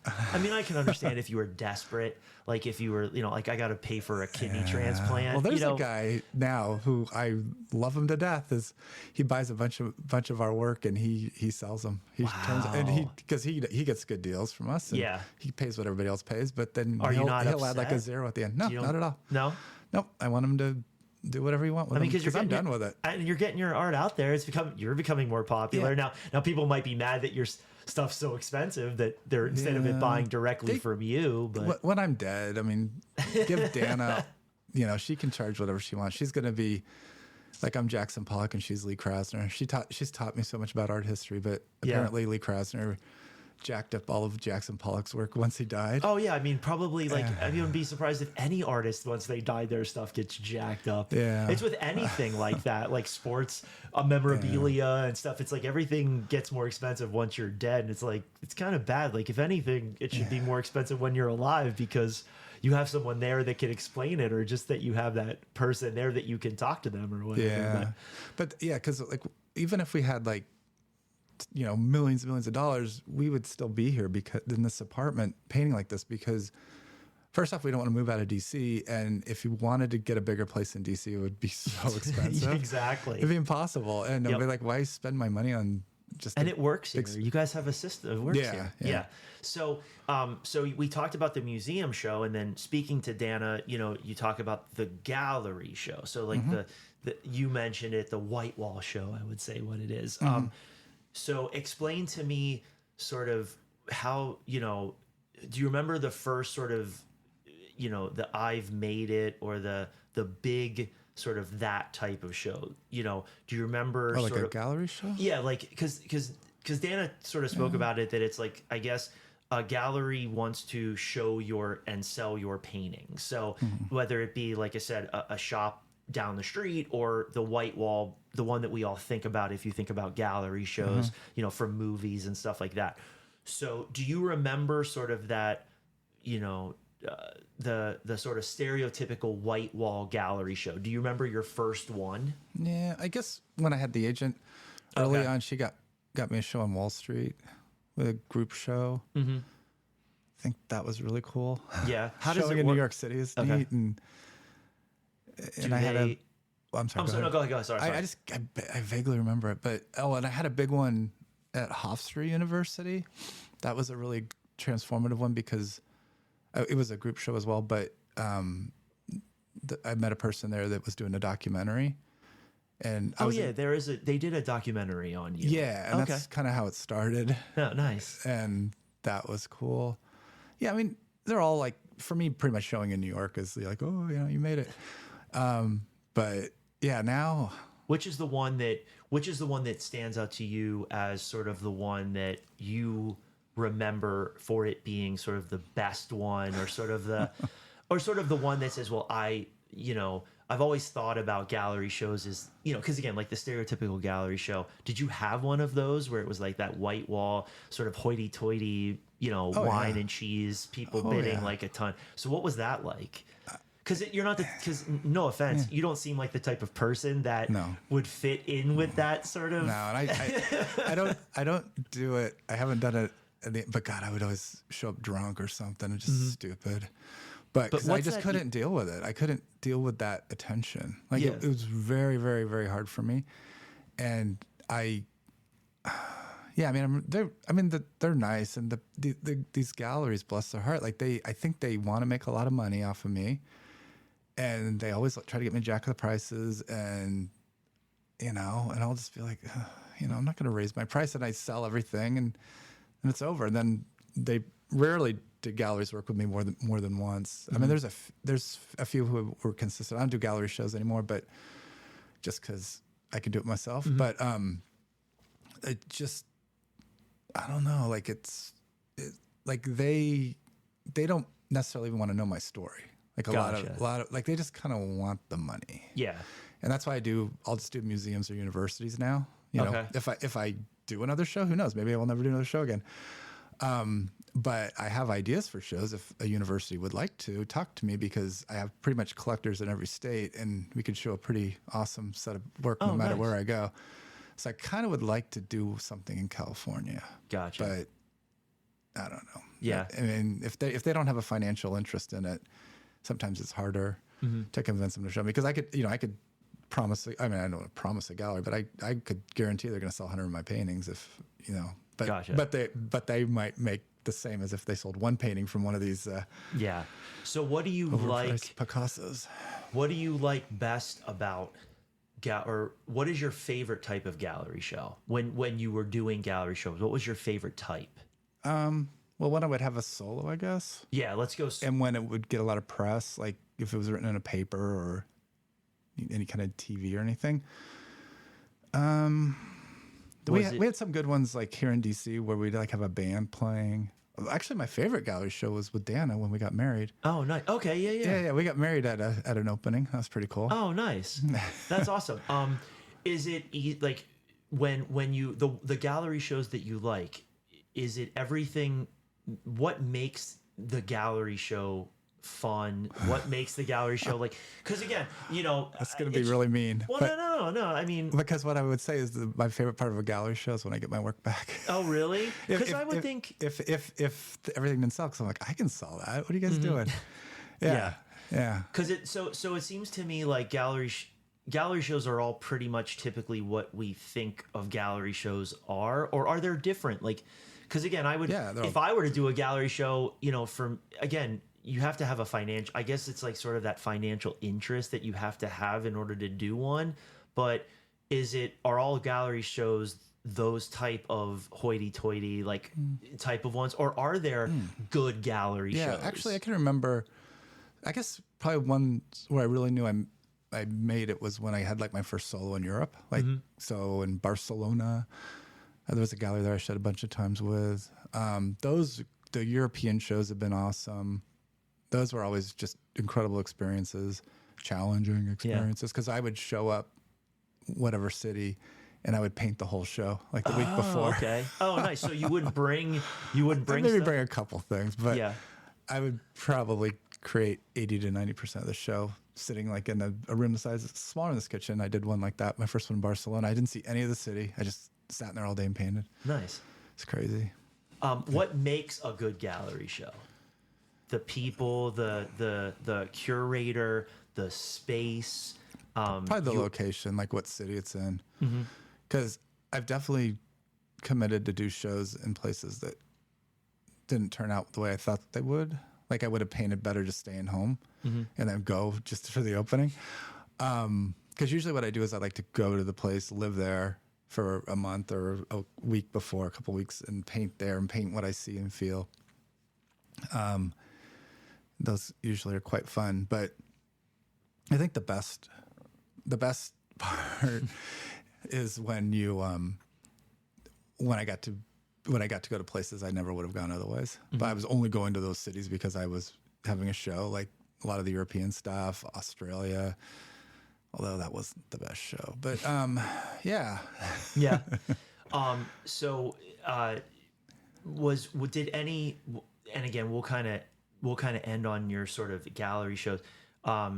Would you do, or what was your sort of, which was one of your favorites, or if you had to do, let's say you had to do one more, how would you, again, because you're basically choosing the paintings and stuff, right? Correct? Or does if you could do the Matt Sesow gallery show of all gallery shows, what would it be? Like, what would you do if you could, if basically I got a building, or a gallery, I said, Matt, do what you want. Oh, I could curate the heck. Yeah. Yeah. What would you do? Would you do just you? Would you do other people? Would you? No, just me. And I would have my film videos in it. I would have the full story with descriptions and I would probably create all new work for it. Oh, no, I wouldn't. Actually, I'd want everybody to loan their stuff out so that we could somehow get them exposure, if they wanted to ever sell my work or whatever. And I would just do a couple things, but I would like to show things that I've done already, maybe more than new stuff. Of course, I would do, a couple hundred new paintings, Of course. smalls, Yep. or something that people could buy and take home with them so they could be new collectors. That's probably what I would do. But Nice. yeah, and I would want it to be a huge space with Yeah. storefront windows. Nice. Would it be in DC? I don't know. Ah, interesting. Yeah, probably. I don't know. Or Manhattan, but Really? I don't know if I understand New York very well. But probably. I don't know. Maybe wherever you're going to get the most people. Gotcha. So Nice. maybe, I don't know, China. Yep. China, I don't know. There you go. So we'll talk.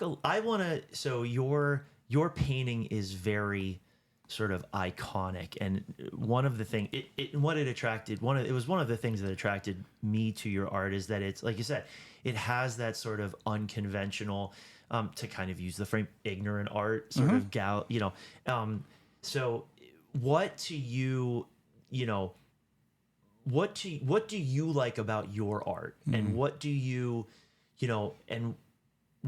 try to put in your art that is an expression of you and sort of, your artistry? Yeah, I think the thing that I run into is, because I do this for a living now, is that I do run into the playing the hits. Like I have about, I don't know, probably 30 iconic things, whether it's the rabbit, the dogs, the, I don't know, cat, owl, stuff like, like there's things that I can just paint and I know they'll sell, the fish. So what happens is I get into a point, like if I don't sell a painting in a day, Dana thinks I'm crazy, but if I go a day without selling a painting, I'm like, I suck. This is it. I'm done.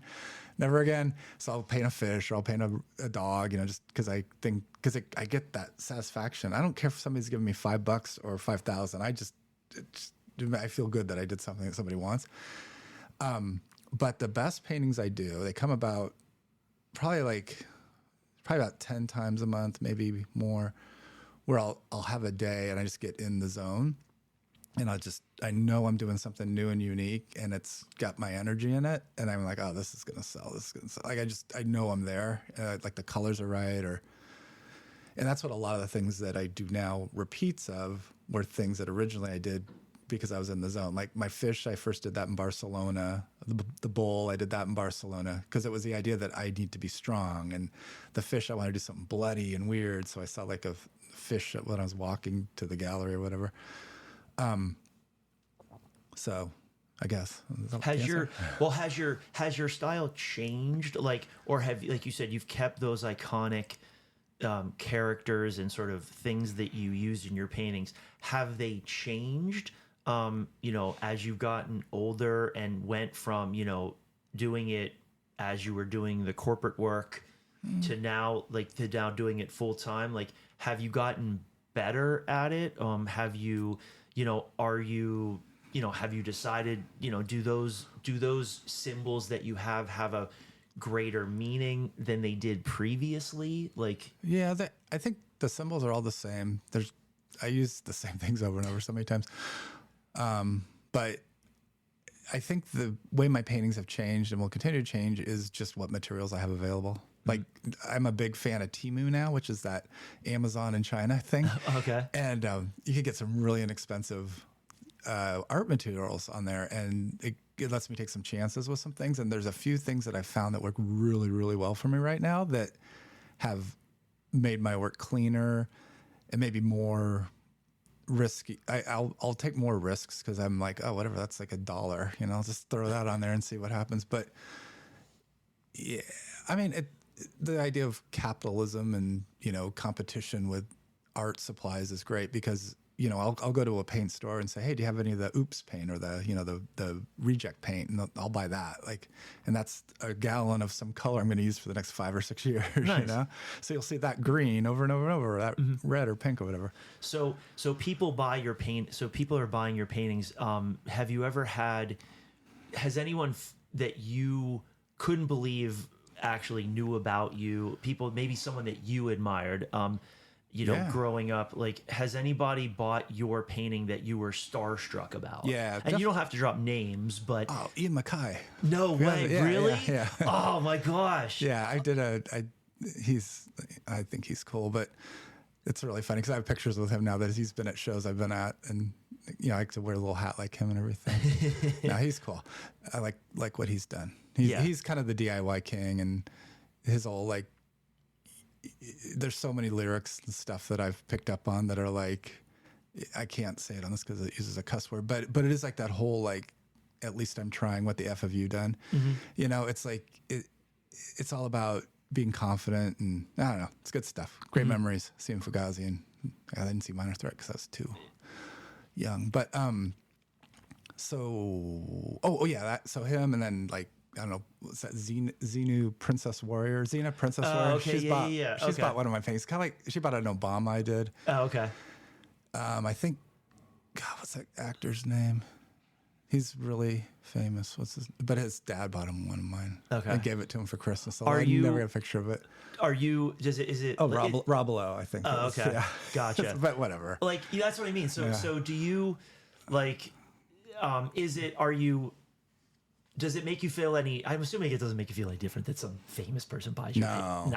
No, Yeah. the only thing I'm thinking is, can I get a picture of you holding it? But yeah, to put it on for Insta- advertising, for it's advertising. marketing. Yep. But no, the best paintings I've ever sold are ones I've given away. Like I remember giving somebody loving it was actually at one of the Suiba festivals I did up in Baltimore. Somebody was really liking this big painting I did. He's like, "Oh, this is really great," or maybe it was a kid, and he goes, "God, this is so cool. I wish I had." And I was probably charging $50 for it, and he didn't have it. I was like, "Just take it." Nice. I like that kind of thing. I love like the it's probably gone now. But no, he has it hung up, and like that's But it's really just that it's so satisfying. Like I was talking earlier about Adam Smith, where you have connection with the end product and the customer. It's just like, I love that. Nice. Have you ever refused to sell a painting to someone where you felt that, not that they weren't deserving of it, but you kind of were like, you weren't sure that it would be as appreciated, or, that type of thing? I won't sell paintings to people that copy my work directly and I know about it. Okay. That's kind of... What do you mean by, like, so they'll use it and like trace over it and stuff like that? Or what do you mean by that? They're trying to, they cop my style some, and I'm like they'll do exact copies, but you can, they do it in their style, which it looks like they're trying to make it look like my painting. And I wouldn't mind if they just said, "Oh yeah, Matt Sesow is a influence." I'd be like, "Cool, all right, we're good." But if they don't say that, like I don't know, it just rubs me the wrong way. But yeah, if somebody is inspired by me and does styles like me, I love it. They didn't, like, there's elementary school in Arlington, Virginia, that Dan and I go talk at every now and then, and they have like Matt Sesow, Dana Ellen art projects where they do like the cat, the owl. Oh, nice. Yeah, the teacher there's wonderful. So that's really cool. Yeah, so we've gone to speak at their assemblies and stuff. It's really rewarding. Yeah, that's great. So when it comes to your style, have you ever decided to kind of move away, or did you ever want to try to? Did you ever have a desire to change it a little bit, like, doing the and I'll kind of compound that. Does it get, doing it full time? Does it get meticulous? Like, does it like, I've got to paint today, or do you actually enjoy? I love it. Like, do you never get like, where like, I got to paint today? Yeah, that would only be if I had a gallery show, or like, and that's where the galleries get you in trouble, in a sense, because you feel like you're forced into painting, but also it's good because it forces you to do it. Like I don't ever need, convincing to paint. I paint pretty much every day, or do something art related every day. But yeah, I paint at least 6 days a week. Is it hard to balance painting, the website, selling your art, doing doing prints, spending time with Dana? Like, does it ever get overwhelming where the painting actually takes sort of a back burner? No, we're crazy. This is all we do. It's all we do. We don't we don't, I mean, I don't even have like a friend group or anything like that. I mean, Dana's my whole life and the painting, and it's all I do every day. Nice.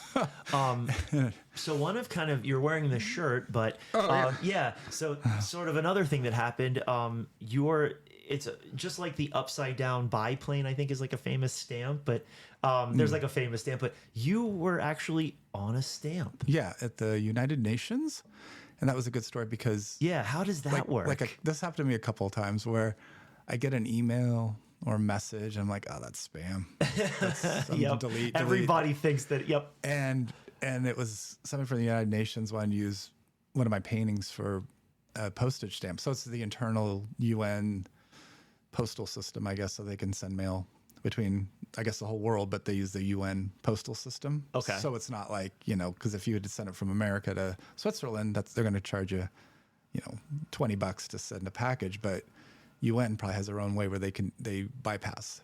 Oh, okay. So it's like it's like the internal stamp that only people in the UN or the UN can use. That they use. Yeah, you couldn't use it for like a postal stamp. Or Got it. So like the it's up there on the wall, but this one was, I think, I want to say, I don't even know what language it is. It's terrible of me, but it's written in some language that I don't speak.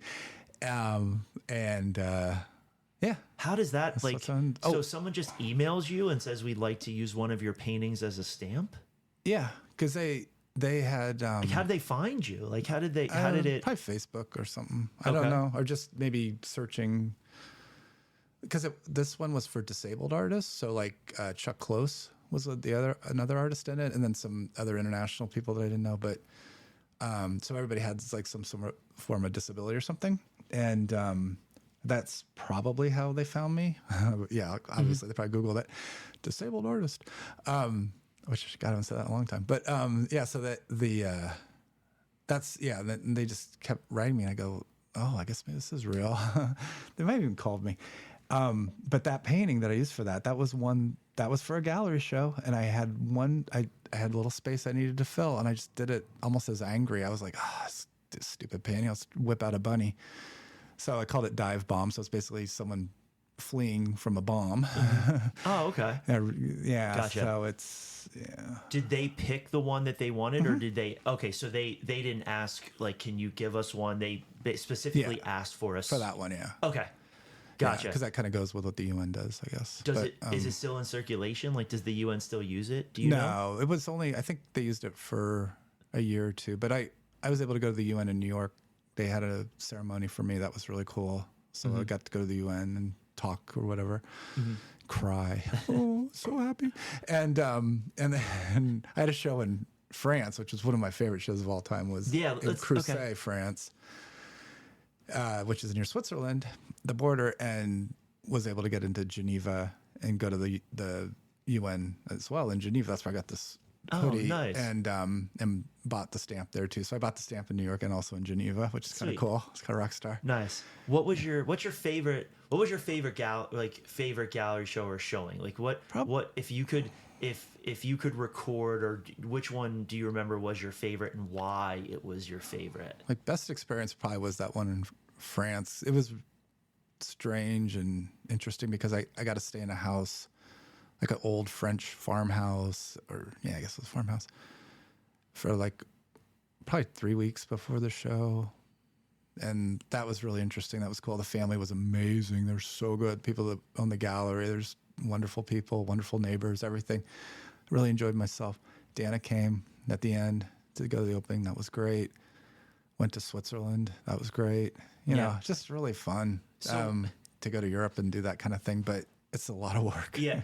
So when you're sitting at the table in that group home, do you see, like, and then you're sitting in like Switzerland, are you bewildered, or like what's the famous like talking heads, like, what am I doing here? Like, like, how did I get here? Yeah, how is it surreal to you, or is it just? No, I still hate most everything I do. I think I suck. I'm like, I do. I'm like, I don't even know what I'm gonna like. Will I ever sell another painting, or will anyone ever want one? It's a weird thing. I have to keep doing new stuff. I I mean, it was, I just thought, I guess I always feel like everybody does this. Like, I'm not like, I don't feel like I'm even, I mean, I guess I'm successful, but I don't feel anything. I don't know. I don't even feel successful, but I guess. But is it just, did you ever expect it? You'd be sitting in Switzerland, like doing an art gallery show when you were doing paintings in that group house? Like, no, I think I did the paintings early on because I thought it was a way for me to be like a musician, but without having to know how to do music. It was a way to get that attention. Like I went to so many shows. I was like, oh my God, how do I get to do this? This looks so cool and fun. And yeah, so I think that's the only reason I do it, is just kind of that attention. And maybe it's arm thing, attention away from the arm. I don't know. Like, I thought of all that crap, but yeah, it's weird. Yeah. So we'll kind of go into a couple of the, I did it with Dana and I'll do it with you. So, number one, are you very particular about the paint that you use? Yep. Okay. Do you use acrylic or oil, both? Both. Yeah. And I used to get in trouble big time because I still do, but I would use oil paint on paper. Okay. My agent was great because she was always like, you shouldn't do that. It's better material. But I'm like, but it won't look the same. It just doesn't feel right for me to paint on some things, So anyways, yeah. Yes. Okay. So do you do both? Yeah. Okay. Like I said, and it's a particular, like you can't, like if another brand is on sale, you won't buy it. You have to buy the certain. No, I'll buy, because all that matters, the secret coming, all that matters is really your last layer. Okay. So you can build up a lot of, thickness and stuff using cheaper stuff at the bottom and then put the good stuff on the top. But yeah, just whatever's around. Gotcha. Are you very particular about the medium that you use? So like, do you gear yourself more toward canvas? Are you more towards like paper?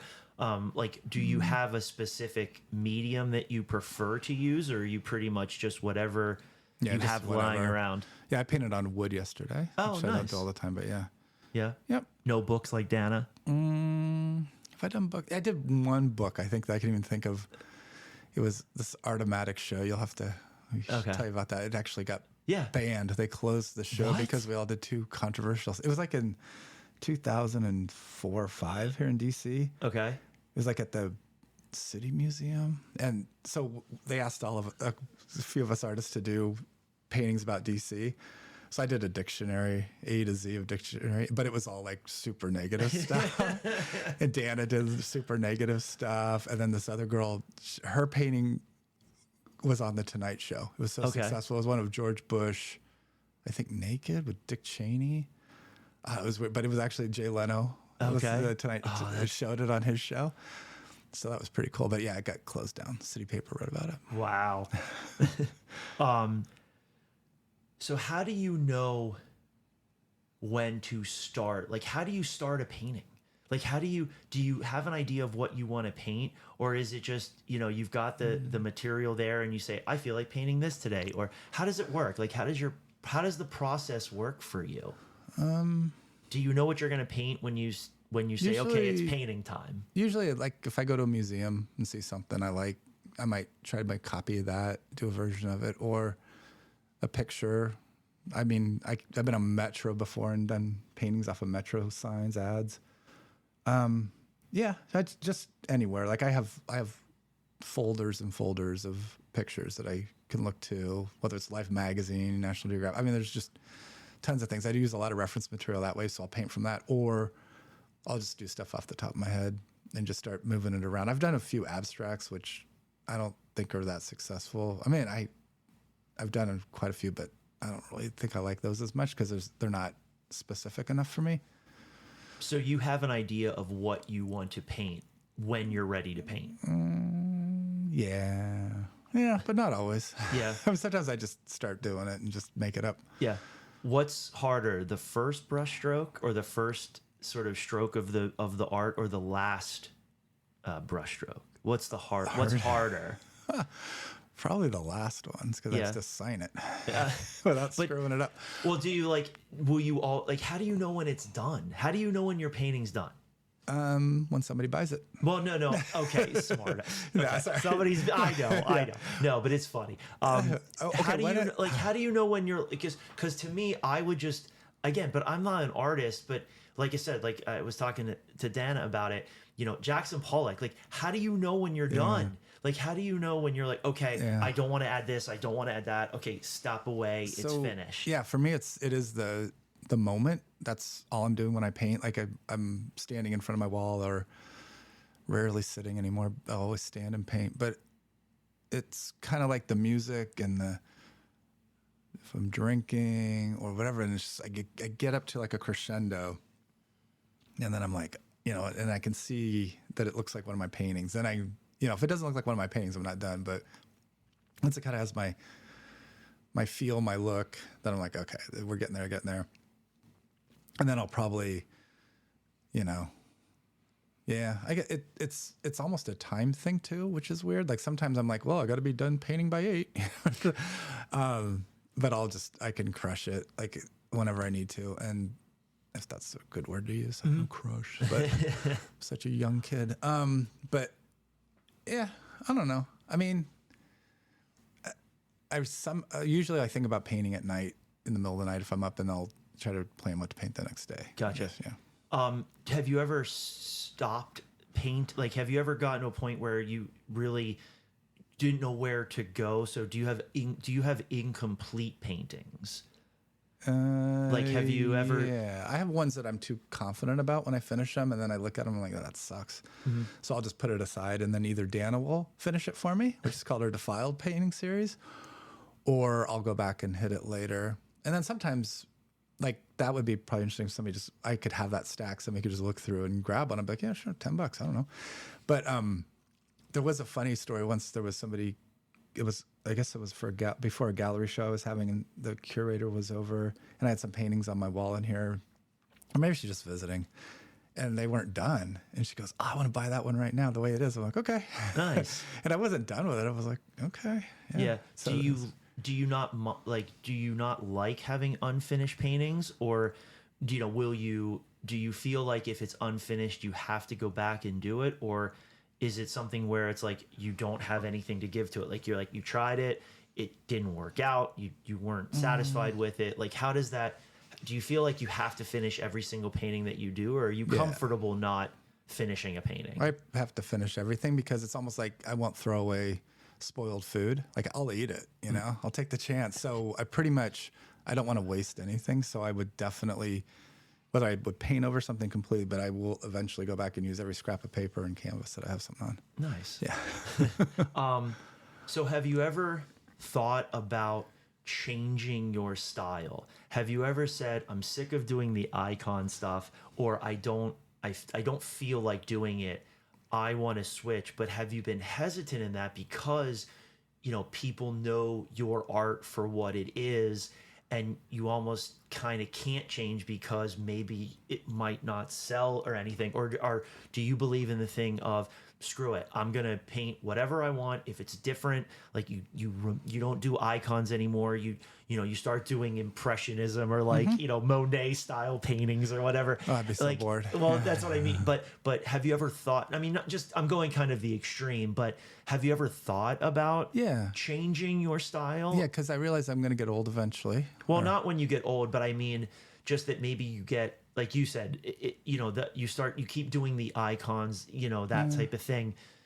You said, well, I want to do something different today, or I want to do something different for 6 months. Have you thought about that, but then maybe not done it because of the fact that, Nope. what you do, kind of your style and what your signature type of style is, you couldn't sort of go away from that with the fear of maybe not selling those paintings or something? Yeah, because I've done like sculpture with cat litter before and painted it. Yeah, kitty litter sculptures. I've painted over stuff I buy at TJ Maxx, or cut it in half and paste it back, like little sculpture-y things. I haven't done it in a long time, but that was something I did, and they all did well. But I will just paint because I enjoy it now. I'm not really, thankfully we have a roof because we didn't buy a big place. So yeah, our goal really is Dan and I both, is just to be free to paint whatever we want. Yeah, you're not afraid to take risks? No, I don't think so. I mean, because I could always go back to doing bunnies and fish, I guess. So this is sort of people. I've seen articles and they sort of about you and sort of, and I don't view you this way, but do you sometimes would you sometimes not be known because of what happened with your arm? Typically when something like that happens and you have sort of a certain, you're a very famous artist, but they, are you worried that you're a famous artist, or are you worried that people focus too much on the fact that you don't have an arm and you're an artist? Does it frustrate you sometimes when people kind of, when they talk about you, they have to sort of shoehorn the fact that you that you do not have your arm and stuff, or because I don't look at you like that. Yeah. You could have, like I said, to me your art speaks for itself. I know like you said, the art is a result, right, of you losing your arm. Yeah. So, yeah. but do you get mad that people, or do you get upset, or do you wish that people wouldn't focus on you losing your arm as a reason for your art, or why? No. Yeah, it doesn't bother me at all. Because just like anything in marketing, like, or fame or celebrity, you look at, I mean, I'm not considering myself any of those things, but there is this, you have to be a product. You have to have something. Otherwise, I mean, and I guess I came to that realization too with my arm. I was like, well, it makes me different, and why not? I mean, like a pretty girl, she's going to get maybe opportunities that, I don't know, like it's just, or, just we wear the right clothes in the right place. I don't know, like people kind of were so visual, like everybody is so freaking visual. And I realized that. And that's why I'm kind of like, well, rather than sit and maybe have a pity party about my arm, I'm going to be like, no, let's use this thing. And that's kind of a joke I tell Dana sometimes. I go, that's the best thing that ever happened to me was my arm.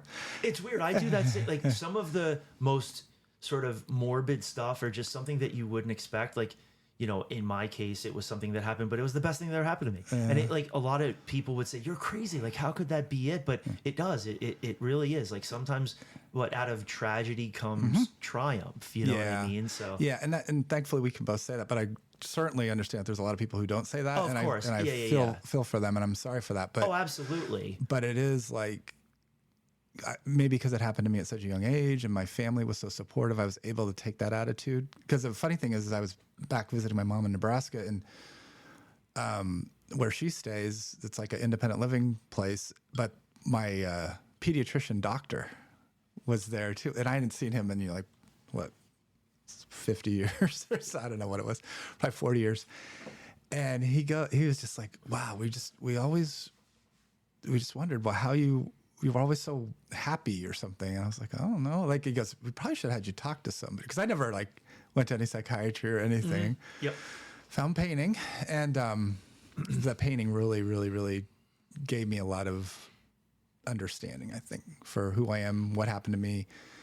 It's healing. You hear that all the time, healing art. But it made the nightmares went away, things like that. Like it's just a whole confidence thing that I got.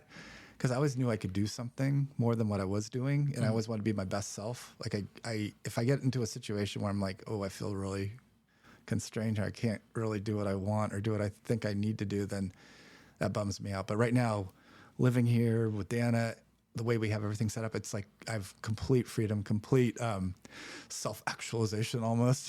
Like that whole at peace, and I feel very fortunate. Yeah. So how do you deal with praise?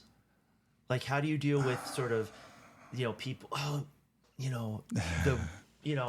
he's such a great artist. You're so great. Like I've fawned over you. Like when I met, the first when I ended up coming. I don't believe you though. No. So you don't believe it? No, okay. I don't do it for any reason, just that that's what I'm doing. And thankfully I can make a living off of it, but there's no sense of accomplishment. I mean, there is when you look at shows and when I start looking at my webpage and stuff, but then I get tired. I go, damn, I'm so tired. I've just done so much of this stuff for so many years. And it's exhausting to look back on. I couldn't do it again. There's no way.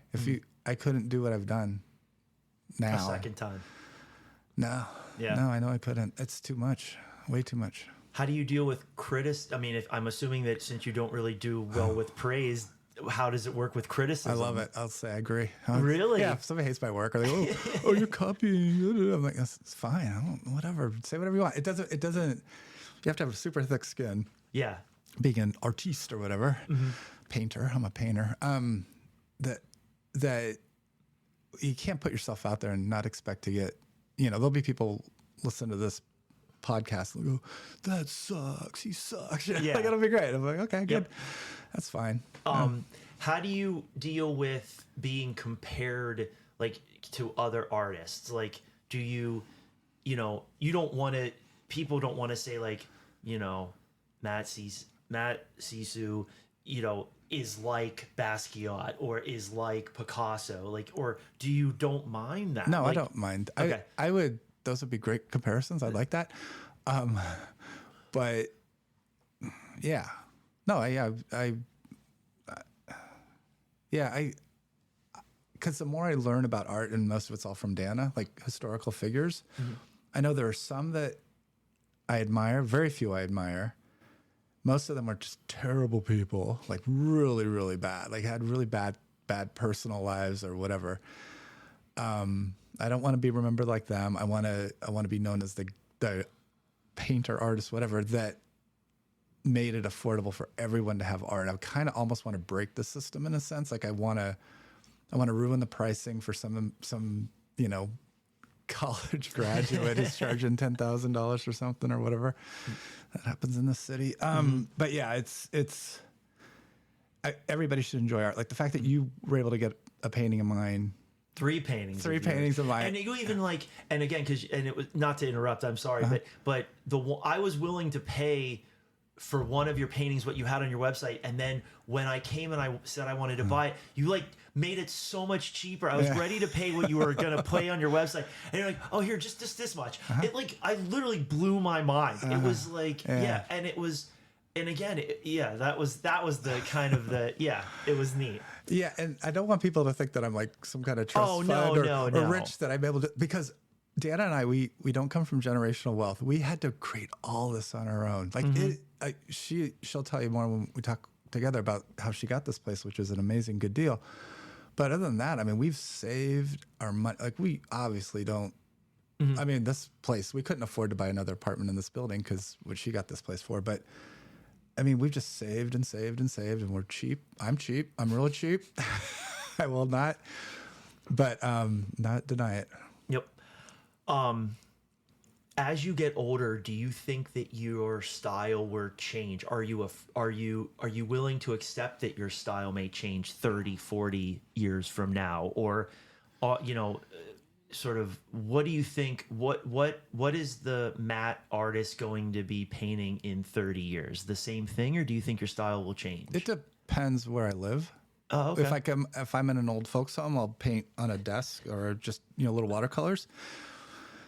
If somebody wants to give me a big studio house and I could paint really big, I would paint really big. Dan and I almost moved to Connecticut because after my AVAM show in Baltimore, having the big solo, I was like, we should move to one of those big Jackson Pollock places and paint huge. Yeah. So anyways, that almost happened. Yeah. So as an artist, do you appreciate other artists? Like, who's your favorite artists? They're probably musicians, and like I really admired Charles Bukowski. Okay.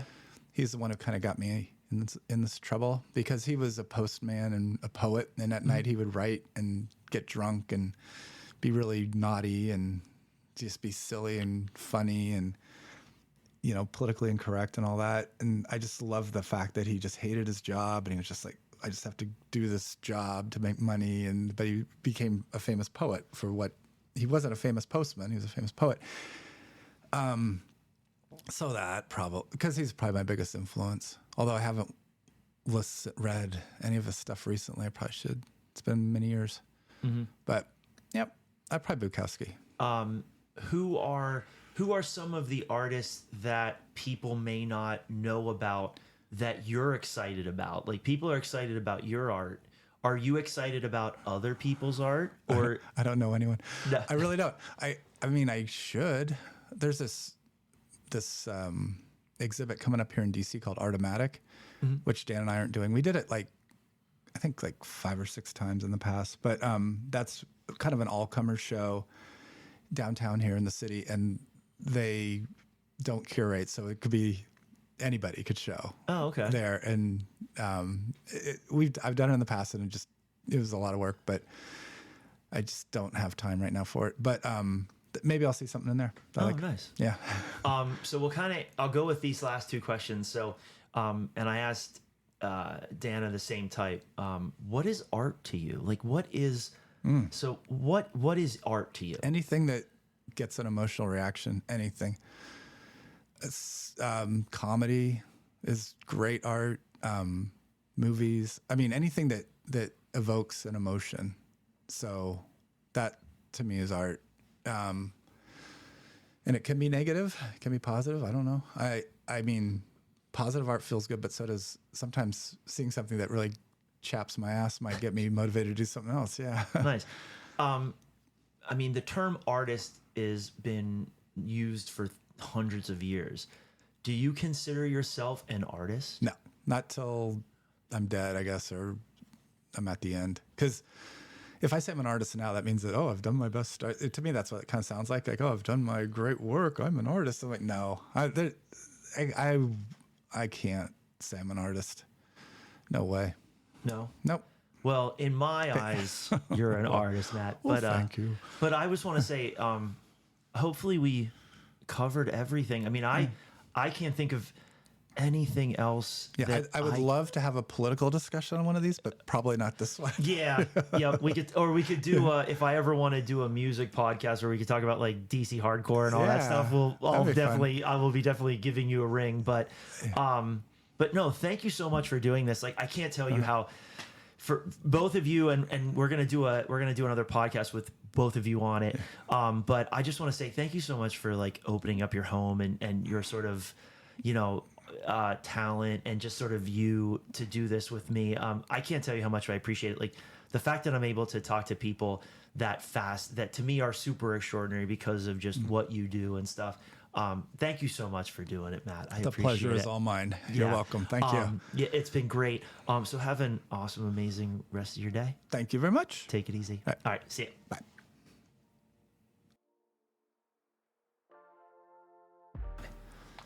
All right, Matt. So if people wanted to find your artwork, purchase your artwork, support your art, where would they go? You have a website, you right? can Google one-armed DC artist. No, just kidding. Yep. Sesow.com. So I put all my new stuff on throughout the week as I create it at new.sesow.com. That's one way to find my art. Gotcha. Instagram is Sesow, and I think Facebook is Sesow also. And I have a Matt Sesow Facebook. And then our Patreon is patron.sesow.com. So patron.sesow.com. And yeah. so what can so on the Patreon, they support, that's a way of supporting your art and stuff like that. And then they get things. Yep. For supporting you. Yeah, you can just, if you want to be just awesome and give me $1 a month, there's that. And then I do like a sale probably every other month is what it's coming out. So I'll have like a sale just for Patreon patrons where you might get like free shipping or 20% off or something cool like that. And then I have one where I have all these art postcards that I've got on Vistaprint over the years, not an ad. And what I do is I'll draw, like I do a unique drawing on the back of the postcard, and they get that in the mail. And that's another tier. I think that's like $8. And then I have I can just pick out a small painting and send that to you for $40. And then I have one where I do drink and draw, which is fun. Go to a bar and sketch. That's $25, I think. A little piece of paper or watercolor paper. And then I have one if you want to be a super duper awesome person. For $75 a month, I just send you kind of like a painting, like something from like an 8x10 on up. So you get like an original piece of art that I just send you. Gotcha. And then on your website, that's where people can purchase your art, and you can ship your paintings to them as international. Well? Yeah, I ship anywhere in the world. I've shipped everywhere in the world, almost. Yep, and our postal system's great here. We go by the one by the White House, so your painting will be walked by the White House, no matter who's president, as it goes out to you. So it comes right from Washington D.C. And then if you also wanted, could someone come and pick up their art and their artwork from you? Yep. Yeah. If people schedule a time, usually we do it in the mornings. They can come and look at what I have available, and go crazy, and I'll probably give you a killer deal. Perfect. All right. Thanks, Matt. Appreciate it. All right. See ya. Thanks for checking out this episode of the Extraordinary Ordinary Interview. If you enjoyed the episode, you can rate and review the episode on Spotify and Apple Podcasts. You can also get in touch with the podcast on Instagram at YappyChatterBox Podcast or email at YappyChatterBoxPodcast@gmail.com. Have a wonderful, awesome, amazing rest of the day, and thanks for listening.